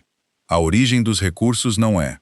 O contrato de investimento entre o Fundo Vieira e a Almeida Construções proíbe explicitamente o uso do capital investido para qualquer finalidade que não seja despesa operacional, serviço de dívida e investimentos de capital aprovados. Transferências para uma consultoria de parte relacionada, sem nenhum serviço documentado prestado, constituem desvio de recursos investidos. Virou a página. Isso é quebra de contrato e, dado o uso de transferências entre estados e países, um assunto de interesse federal. E a expressão cuidadosamente mantida de Marisa desenvolveu uma rachadura do lado esquerdo. Ela apertou os lábios e olhou para a mesa. Rodrigo continuou. Além disso, os registros financeiros da Almeida Construções mostram 47 mil reais em despesas no cartão corporativo da empresa ao longo de um período de 4 meses. Essas despesas incluem um Patek Philippe Nautilus, comprado de um revendedor autorizado em 14 de março, 2 passagens de primeira classe para Trancoso, hospedagem num resort e custos de reforma nessa propriedade. Olhou para o teto da sala de jantar, o forro de gesso novo, a iluminação embutida, o acabamento que não estava ali 18 meses atrás. Tudo cobrado na empresa, nada autorizado dentro do contrato de investimento. Fábio Delgado empurrou a cadeira para trás da mesa. As pernas arrastaram contra o mármore com um som de rasgar. Ricardo! A voz de Fábio tinha perdido todo o calor social suave que carregou a noite inteira. Eu preciso ligar para o meu advogado. Fábio! Sinto muito, mas... Fábio levantou uma mão, palma para fora. Sinto muito, mas preciso ligar para o meu advogado agora. Pegou o celular e saiu da sala de jantar sem olhar para trás, os passos rápidos e decididos no piso de mármore. Ricardo assistiu ele ir embora. Algo na postura dele mudou, um grau de colapso, quase imperceptível, como um prédio que perdeu um elemento estrutural e ainda não desabou, mas vai. Tem mais um assunto, Rodrigo disse. Tirou o último documento da pasta. Puxou na mesa e virou para a sala ver. Era uma única página, um formulário de autorização de transferência da Almeida Construções, com o nome de Diego, o cargo de Diego, e o que parecia ser a assinatura eletrônica de Diego, autorizando uma transferência de 800 mil reais para Crestline Assessoria. Deitaram de 6 semanas antes. Diego estava em Salvador 6 semanas antes. Eu sabia disso porque Camila tinha me contado porque Theo tinha reclamado do pai perder a apresentação da escola dele. Camila olhou para o documento. Depois olhou para o marido. O rosto dela fez aquela coisa que os rostos fazem quando o entendimento chega rápido demais para se esquivar. Depois imobilidade. Depois a clareza lenta e terrível de uma mulher percebendo a forma de algo que estava dentro da própria casa o tempo todo. Diego. A voz dela mal era um sopro. Essa é a sua assinatura. Por que a sua assinatura tá nisso? Diego cruzou a sala em 4 passos, pegou o documento com as 2 mãos e fitou. A respiração dele tinha ficado curta e audível. As mãos tremiam com força suficiente para o papel balançar. Eu estava em Salvador, ele disse. Eu estava em Salvador na data disso. Eu nunca... Olhou para o pai. A voz dele se abriu, rachada. Eu nunca assinei isso. Pai, eu estava em Salvador. Eu nunca assinei isso. Ricardo não disse nada. Esse nada era a coisa mais alta na sala. As mãos de Diego apertaram no documento, até as bordas amassarem no aperto dele. Os olhos dele se encheram, não de tristeza, ainda não, mas da devastação ardente e específica de um filho que acabou de ver, numa única página, o que o pai pensava dele. Você ia me deixar assumir isso, Diego disse. A voz dele estava mal controlada, vibrando nas bordas como um fio esticado demais. Você forjou minha assinatura. Você ia me deixar cair por isso. Um som escapou dele. Nem bem uma palavra. Nem bem um soluço. Algo entre os dois. Eu tenho um filho, pai. Eu tenho um filho de 10 anos. A boca de Ricardo abriu. Fechou. Tomás Braga, parado quieto perto da parede, meteu a mão no bolso do paletó e tirou um segundo pendrive. Pousou na mesa, ao lado dos documentos do Rodrigo. Isso contém os metadados da plataforma de assinatura eletrônica, Tomás disse. Horário, endereço de IP, identificação do dispositivo, vai confirmar que a assinatura não foi feita de nenhum dispositivo registrado no nome do Diego Almeida. Olhou para Ricardo uma última vez. O olhar de um homem fechando uma porta em que ficou parado por muito tempo. Sinto muito ter demorado tanto para fazer isso. O documento ainda tremia nas mãos de Diego. Não porque ele fosse fraco. Eu entendia isso agora, olhando para ele parado ali nas ruínas do jantar do próprio pai, a camisa social úmida na gola, os olhos vermelhos, o corpo inteiro vibrando com o esforço de processar algo que não tinha borda boa para segurar. Diego Almeida não era um homem fraco. Era um homem que passou anos se fazendo menor para caber numa vida que o pai tinha construído para ele. E o custo disso tinha acabado de ser exposto sobre uma toalha de linho branco na frente de todo mundo que ele amava. Ricardo não tinha se movido. Ficou de pé na cabeceira, na mesa dele, na casa dele, no jantar dele, e observou o filho com uma expressão que eu não conseguia ler completamente. Não remorso, não exatamente. Algo mais defensivo que isso. O olhar de um homem construindo um argumento em tempo real, testando cada justificativa disponível quanto à integridade estrutural. Diego, a voz dele saiu baixa e cuidadosa. Larga isso. A gente precisa conversar em particular antes de você fazer algo que não dá pra... Antes de eu fazer alguma coisa, a voz de Diego quebrou na última palavra e voltou mais forte. Ele pousou o documento na mesa com cuidado, deliberadamente, como quem pousa algo explosivo, e se virou para encarar o pai por completo. Você forjou meu nome, pai. Você colocou meu nome numa transferência que eu não autorizei, e você datou quando sabia que eu estava em Salvador, e você... Parou, pressionou o dorso da mão contra a boca por um momento. O peito dele subia e descia com força. Você ia me deixar levar a culpa por isso. Esse era o plano. Se isso desmoronasse, eu ia ser o cara na frente de um juiz federal. Não você. Isso não é... Para. A palavra saiu de Diego com uma força que surpreendeu a sala. As mãos dele tinham parado de tremer. Algo se clareou nele, a imobilidade particular que chega do outro lado do pior momento, quando não sobra mais nada para se preparar, porque a coisa que você tanto temia já aconteceu. Não me diz o que é e o que não é. Eu sei ler. Eu leio o contrato para você há 11 anos, e eu sei ler o que tá nessa página. Camila atravessou a sala e ficou ao lado do marido. Não o tocou. Só ficou ali, ombro a ombro. O rosto despido de tudo exceto uma solidariedade devastada e de olhar claro, que fez meu peito doer de olhar. Ricardo olhou para o filho e para Nora parados juntos, e algo mudou no rosto dele, o mais breve lampejo de algo que, num homem diferente, poderia ter sido o início do arrependimento. Não durou. Tudo que eu fiz, ele disse, se recompondo, foi por esta família, pelo seu futuro, pelo... Pai, para. A voz de Camila estava quieta e absoluta. Por favor, para. Diego se virou de costas para o pai. Olhou para o Rodrigo Cardoso. Se eu cooperar plenamente, ele disse, a voz firme agora, a firmeza de um homem tomando uma decisão que já pensou até o fim. Se eu fornecer tudo o que eu tenho, e-mails, documentos, contratos que ele me fez assinar sem explicar para que serviam, o que isso significa para mim legalmente? Rodrigo olhou para mim. Fiz o menor dos sinais com a cabeça. Cooperação plena com a investigação federal reduz significativamente sua exposição, Rodrigo disse. Dado que os metadados periciais confirmam a assinatura forjada, e dado que você não teve nenhum benefício financeiro documentado em nenhuma das transações em questão, o Ministério Público Federal muito provavelmente ofereceria um acordo de não persecução em troca do seu testemunho e da sua documentação. Fez uma pausa. Posso ter nosso escritório representando você nesse processo, sem custo, se você decidir seguir. Diego respirou fundo pelo nariz, soltou pela boca. Eu tenho e-mails de 4 meses atrás, ele disse. Tenho documentos físicos que ele me deu para assinar e que eu guardei cópia, porque algo parecia errado e eu não sabia o que fazer a respeito. A voz dele quebrou de novo, levemente. Eu devia ter feito alguma coisa antes. Eu sei disso. Eu sabia que tinha alguma coisa errada e fiquei com medo e eu... Parou, olhou para Camila. Ela estendeu a mão e segurou a dele, entrelaçando os dedos, segurando firme.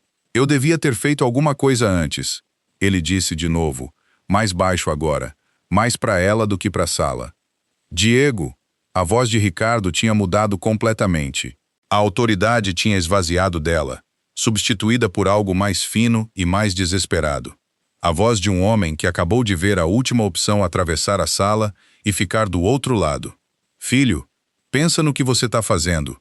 Pensa nesta família. Pensa... Eu sei que eu estou pensando nesta família.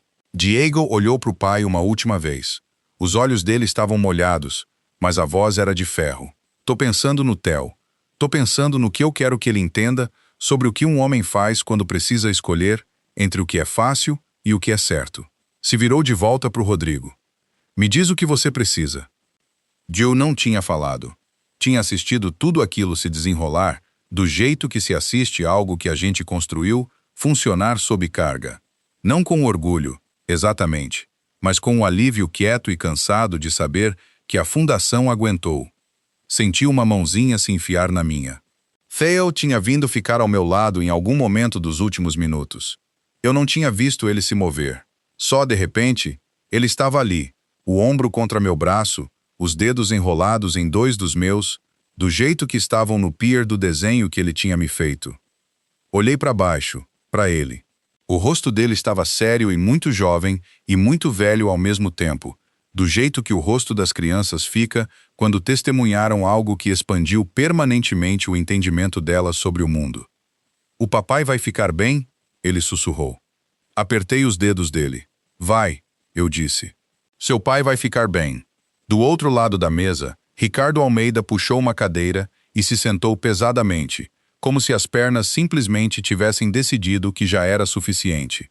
Colocou as 2 mãos sobre o rosto. Ninguém foi até ele. O celular de Ricardo não parava de tocar. El sentou na cabeceira da mesa dele com as mãos sobre o rosto e o telefone acendendo ao lado do prato, chamada atrás de chamada atrás de chamada, a tela piscando nomes que ele tinha passado anos cultivando, membros do conselho e credores e sócios de projeto que tinham ouvido algo naquela noite que não podia ser desolvido. Ele não atendeu. Depois da 4ª chamada, pegou o telefone e virou de cara para baixo no linho, e a toalha branca brilhava fracamente com cada nova chamada entrando, como algo vivo e insistente por baixo da superfície. Rodrigo se afastou da mesa e falou rapidamente com Jaime Freitas, o representante do Banco Pacífico. Uma troca discreta, profissional e eficiente. O tipo de conversa que soa como nada e significa tudo. Quando Rodrigo voltou, olhou para mim e fez um único aceno. O banco iniciou o bloqueio da conta operacional da Almeida Construções e de todas as linhas de crédito associadas, pendente do resultado da revisão federal. Ele disse, para a sala e não só para mim. Isso é procedimento padrão quando um relatório de atividade suspeita é registrado. Não constitui declaração de culpa. Significa que os recursos estão protegidos enquanto a investigação prossegue. Ricardo levantou o rosto das mãos. Os olhos dele estavam secos, mas vermelhos nas bordas, e a certeza que tinha vivido ali a noite inteira, aquela certeza absoluta e estrutural de um homem que nunca na vida foi responsabilizado, tinha sumido. O que sobrou parecia mais velho e menor e genuinamente assustado. Vocês não podem bloquear a conta operacional, ele disse. A voz dele tinha ficado fina. A gente tem folha de pagamento na sexta-feira. A gente tem 43 funcionários que recebem na sexta. O bloqueio tem uma exceção para obrigações de folha de pagamento já programadas, Rodrigo disse. Seus funcionários vão receber. As restrições se aplicam a gastos discricionários e transferências. Fechou a pasta. Se você está preocupado com seus funcionários, Sr. Almeida, sugiro que essa preocupação chegou uns 4 meses atrasada. Ricardo estremeceu como se tivesse sido atingido. Não discutiu. Fábio Delgado apareceu na porta. Tinha voltado de onde quer que tivesse ido fazer a ligação. O paletó abotoado agora. O rosto profissionalmente neutro do jeito de um homem que acabou de receber conselho jurídico e está seguindo à risca. Olhou para Ricardo com a expressão de quem tomou uma decisão e achou surpreendentemente fácil. Ricardo, vou manter contato através dos meus advogados. Olhou para mim brevemente. Um olhar que eu não consegui interpretar por completo. Algo entre respeito e o desconforto de um homem que percebeu tarde demais de que lado ele tinha estado. Depois foi embora. O carro dele ligou na entrada 30 segundos depois. Camila tinha ficado perto da porta da cozinha, os braços em volta de si mesma, observando o sogro sentado na cabeceira da mesa arruinada dele. Quando Rodrigo terminou de falar, ela veio até mim rapidamente, como se estivesse esperando um momento finalmente claro o bastante para atravessar, e colocou os braços em volta de mim e pressionou o rosto no meu ombro e chorou do jeito que chorava quando era pequena e o mundo tinha feito algo para o qual ela ainda não tinha palavras. Segurei ela. Minha filha, 38 anos, chorando como se tivesse 7. E segurei e deixei. Eu não impedi, ela disse, a voz abafada contra minha camisa. Hoje à noite, quando eu vi acontecendo e não impedi, e eu sinto muito, pai. Sinto muito mesmo. Ei! Puxei ela para trás o suficiente para ver o rosto dela. Coloquei a mão na bochecha dela, do jeito que fazia quando ela era pequena e assustada. Você criou aquele menino. Inclinei a cabeça na direção de Theo, que estava a poucos passos, olhando para a mãe com a atenção focada e séria de uma criança que acabou de aprender algo permanente sobre como o amor se parece na prática. Você criou aquele menino, Camila. Tudo que ele fez hoje veio de você. Isso não é nada. Isso é tudo. Ela se desfez de novo, mais forte dessa vez, os ombros tremendo. Uma mão pressionada plana contra meu peito, sobre o bolso onde o desenho de Theo estava dobrado. Deixei ela chorar. Olhei por cima da cabeça dela para o Rodrigo, que conversava baixinho com Tomás Braga no canto, e para o Theo, que tinha se aproximado e agora se apoiava no meu lado, a cabeça contra meu braço, a inclinação sólida e despreocupada de uma criança que decidiu onde pertence e parou de questionar isso.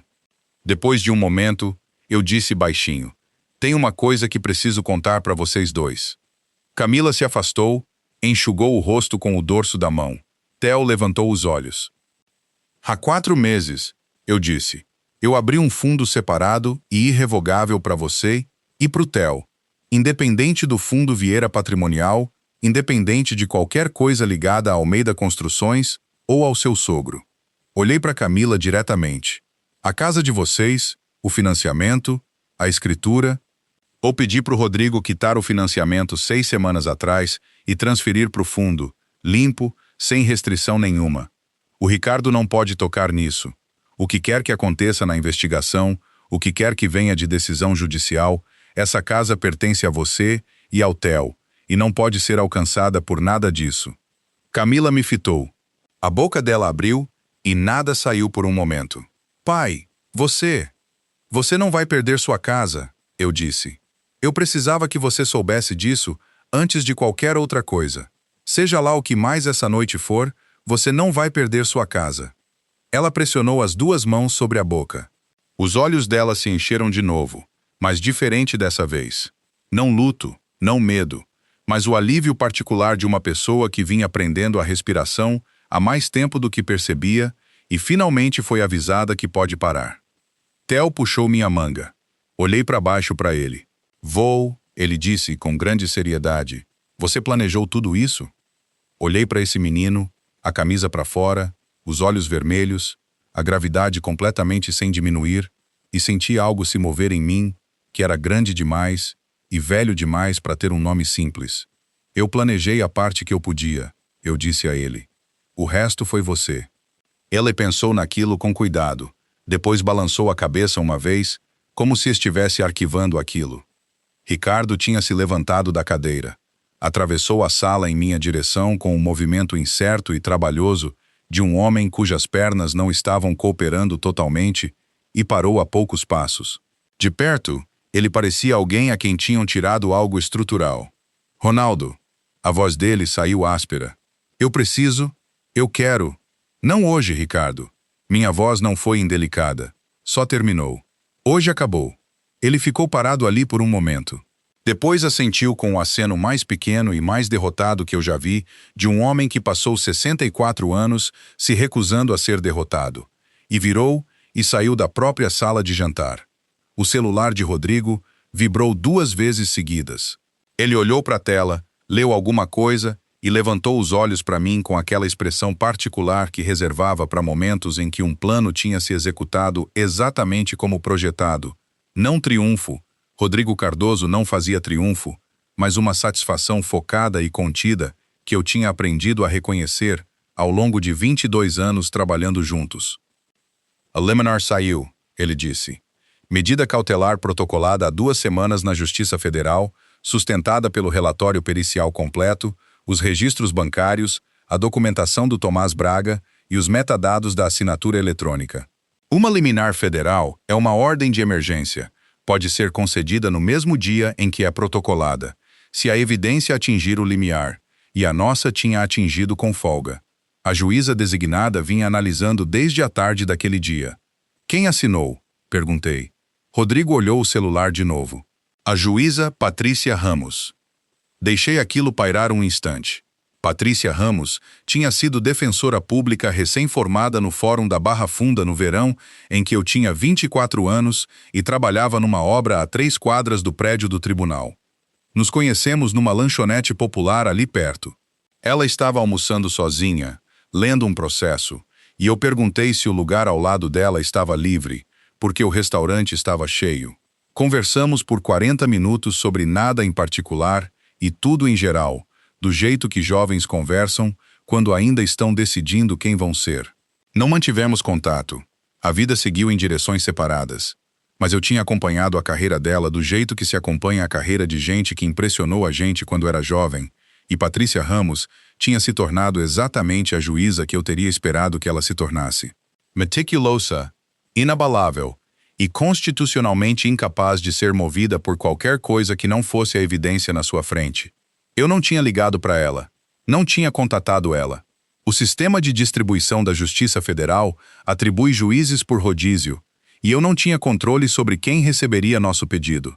Mas quando o Rodrigo tinha me contado, 2 semanas antes, que a juíza Ramos estava no rodízio daquela semana, eu tinha soltado o ar pela primeira vez em muito tempo. A ordem congela todos os bens pessoais, em nome de Ricardo Almeida, ou em conjunto com qualquer membro da família. Rodrigo continuou lendo do celular. Imóveis, contas financeiras, veículos e qualquer participação em empresas privadas. Marisa Almeida está nomeada como parte relacionada. Os bens pessoais dela estão sujeitos às mesmas restrições. Baixou o telefone. Ele não pode mover nada. Nem hoje, nem amanhã, nem até a justiça liberar a ordem ou o processo ser resolvido. Assente. De algum lugar mais fundo da casa, vinha o som de vozes elevadas. a voz de Ricardo, achei, e outra voz que eu não reconheci, mais tensa e mais controlada. Depois uma porta fechando com força. Depois silêncio. Marisa Almeida apareceu na porta da sala de jantar. Tinha a bolsa no braço e as chaves do carro na mão, e a expressão de uma mulher que fez uma conta e chegou num número que não gostou. Eu gostaria de ir embora, ela disse. Claro, Rodrigo disse. Agradável. Embora eu deva mencionar que seu veículo está registrado no seu nome, o que significa que ele se enquadra na restrição de bens da liminar. Dirigir hoje à noite poderia ser caracterizado como disposição de bens sob restrição. Inclinou a cabeça. Eu recomendaria chamar um carro por aplicativo e ligar para um advogado nessa ordem. A mão de Marisa apertou as chaves do carro até os nós dos dedos ficarem brancos. Fitou o Rodrigo por um bom tempo, com a fúria específica de uma mulher que foi superada e sabe disso e ainda não decidiu como arranjar o rosto em volta desse conhecimento. Depois sentou na cadeira mais próxima, abriu a bolsa e tirou o celular. Rodrigo se virou de volta para mim e baixou a voz. Tem mais uma coisa. Enviei o pacote completo de documentação para Carla Ribeiro, da Folha de São Paulo, 40 minutos atrás, depois que o Ricardo recusou sua oferta de conversar em privado. Ela cobre fraude financeira na construção civil há 3 anos. Ela vai saber o que tem em mãos. Fez uma pausa. A matéria deve sair amanhã de manhã. Olhei para a sala de jantar, a festa arruinada, a costela fria, as orquídeas brancas ainda perfeitas no centro da mesa, indiferentes a tudo que tinha acontecido ao redor delas. As taças de cristal pegando a luz do lustre, do mesmo jeito que pegavam 3 horas antes, quando aquela sala ainda era o reino de Ricardo Almeida, e eu era o homem que ele colocou na ponta da mesa perto da porta da cozinha. Ronaldo. A voz do Rodrigo me trouxe de volta. Você tá bem? Pensei na pergunta com sinceridade, do jeito que ele merecia. Minha bochecha ainda doía onde a mão de Ricardo tinha caído. O gosto de cobre tinha desaparecido, mas não completamente. Eu tinha 66 anos, e tinha dirigido 40 minutos para um jantar que eu sabia que seria terrível. E tinha sido exatamente tão terrível quanto eu esperava, e de várias formas, consideravelmente pior. Vou ficar, eu disse, quando isso acabar. Isso já acabou em boa parte, Rodrigo disse. Eu sei. Levei a mão ao bolso do peito da camisa, a pequena forma retangular ali, as bordas macias de um papel dobrado. Tenho mais uma coisa para fazer hoje à noite. Rodrigo assentiu. Trabalhava comigo há tempo suficiente para saber quando eu tinha terminado de explicar. Lá fora, na entrada comprida e clara, eu conseguia ouvir o som de mais veículos chegando. Não mais SUVs, mas o som de motor específico de viaturas, tranquilo, deliberado, respondendo à notificação que tinha saído do Tribunal Federal junto com a liminar. Ricardo Almeida tinha construído aquela casa para anunciar o que ele era. Naquela noite, pela primeira vez, ela estava fazendo exatamente isso. O verão foi se apagando devagar, do jeito que os verões paulistanos fazem. Não num momento dramático, mas num resfriamento gradual, quase relutante, as tardes ficando mais longas e a luz mais suave. Vou contar rapidamente o que aconteceu, porque merece ser dito e depois deixado de lado. Ricardo Almeida foi indiciado por 6 casos de fraude e 2 casos de apropriação indevida de recursos fiduciários pelo Ministério Público Federal. No final de julho, Marisa Almeida foi denunciada como coautora em 3 desses casos. A mansão em Alphaville foi colocada sob ordem judicial de liquidação para saldar as condenações contra o patrimônio. Ainda não foi vendida. Esses processos levam tempo, mas o caminho já tinha começado. E as oliveiras e o portão de ferro e o forro de gesso que Ricardo reformou com dinheiro que não era dele, iam, eventualmente, pertencer a outra pessoa. A matéria da Carla Ribeiro saiu na Folha de São Paulo na manhã do dia 16 de junho.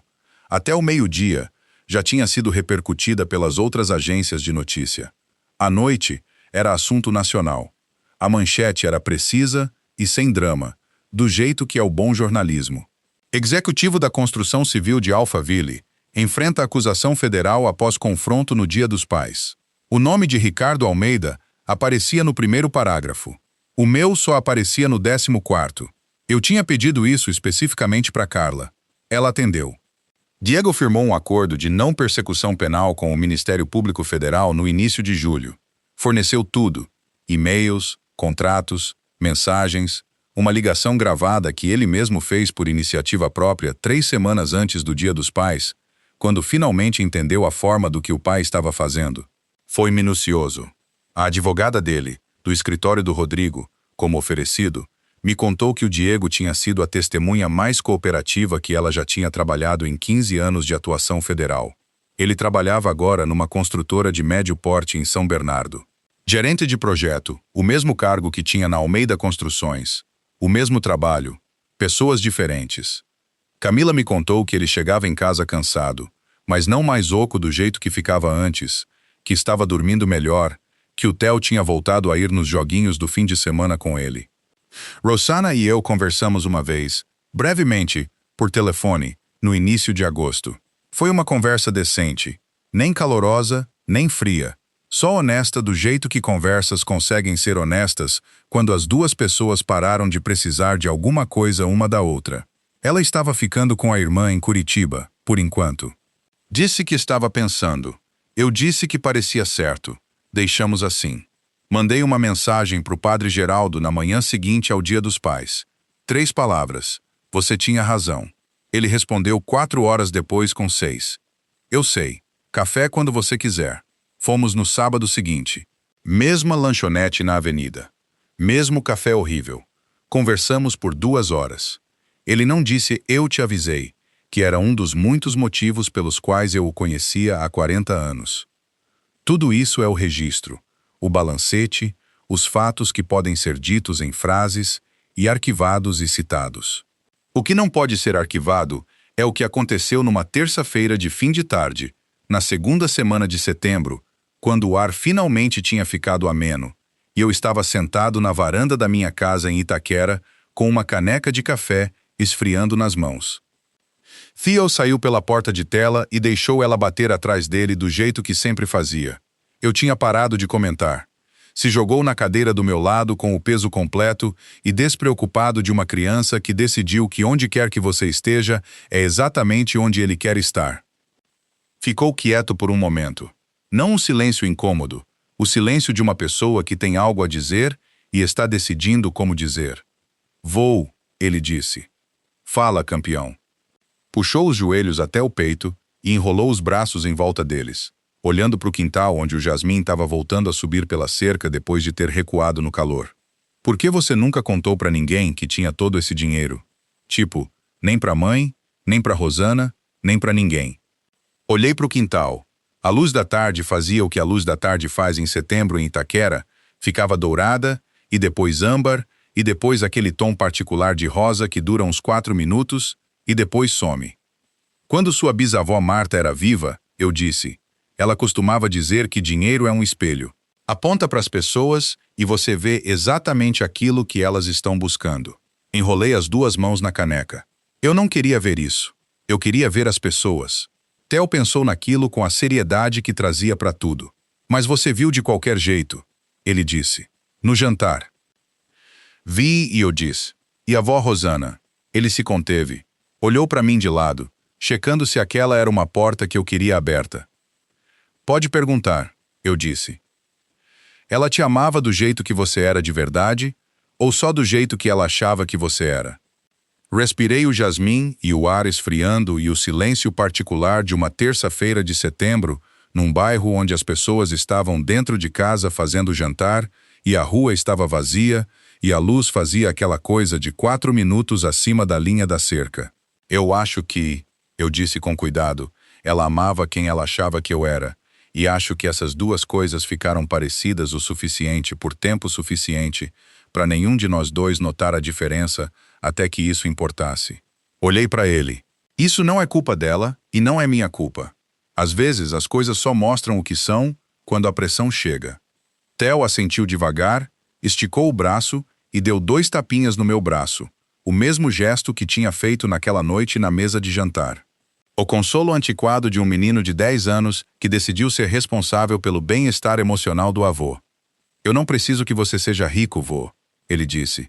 A voz dele era prática e completa, a voz de alguém dizendo algo tão óbvio que mal precisava ser dito. Só preciso que você seja você.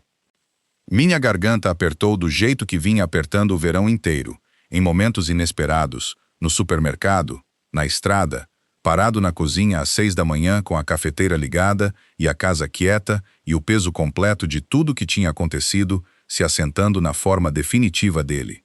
Levei a mão ao peito, sobre o bolso da camisa, sobre o lugar onde um pedaço de papel dobrado vinha ficando desde uma tarde de junho em Alphaville, quando um menino de 10 anos o pressionou nas minhas mãos e falou para eu não deixar ninguém me fazer pequeno. Eu ainda carregava. Suspeitava que sempre carregaria. Sabe de uma coisa, campeão? Eu disse. O quê? Olhei para esse menino, os joelhos junto ao peito, os olhos escuros me observando com aquela atenção que sempre me pegava de surpresa. Esse menino que ficou parado numa sala de jantar em Alphaville e apontou a mãozinha tremendo para um homem 2 vezes o tamanho dele e disse, isso tá errado, quando todo adulto na sala tinha decidido que era mais fácil não dizer nada. De tudo que eu construí na minha vida, eu disse, e eu construí bastante coisa, você é o melhor de tudo. Não por causa de mim, por causa de quem você já é. O rosto do Theo fez aquela coisa que fazia quando ele estava tentando não precisar de algo e precisava completamente. O pequeno tremor controlado, a piscada rápida, a recuperação. Depois ele se inclinou e pousou a cabeça no meu ombro. Ficamos sentados ali, enquanto a luz ficava dourada, e depois âmbar, e depois rosa, e depois se apagava por completo. O jasmim atravessava o ar da tarde e, em algum ponto da rua, um aspersor ligou, e o café na minha caneca esfriou de vez, e eu não me mexi para entrar em casa. Pela primeira vez em muito tempo, não tinha nenhum outro lugar em que eu precisasse estar. Tem uma coisa que eu vim entender do outro lado de tudo isso. Dinheiro não me salvou naquela noite. Preparação não me salvou. O que me salvou, o que sempre me salvou, foi saber quem eu era antes de atravessar aquela porta. Eu acredito que Deus coloca certas pessoas na nossa vida para nos mostrar a verdade sobre nós mesmos. Naquela noite, ele me mandou um menino de 10 anos. Aqui vai o que eu quero dizer direto, de uma pessoa para outra. Não faça o que eu fiz. Não passe anos absorvendo crueldade e silêncio porque você ama alguém demais para causar transtorno. Não confunda resistência com força. Força de verdade é saber quando já é o suficiente e dizer isso em voz alta, com a coluna reta. Histórias de família como essa acontecem todo dia em casas que parecem perfeitas por fora. Eu sei porque eu vivi dentro de uma. Drama de família e revanche não é algo que eu busquei. Isso me encontrou quando eu finalmente parei de sair do caminho dele. E a coisa mais importante que aprendi com essa história de revanche familiar é que a dignidade, uma vez entregue, custa muito mais caro para recuperar do que jamais custaria para manter. Se essa história tocou em algum lugar perto do seu coração, deixa um comentário aqui embaixo. Me conta o que você teria feito diferente. Compartilha com alguém que precisa ouvir isso. E se você acredita que histórias assim importam, se inscreve para não perder a próxima. Obrigado por ficar até o final.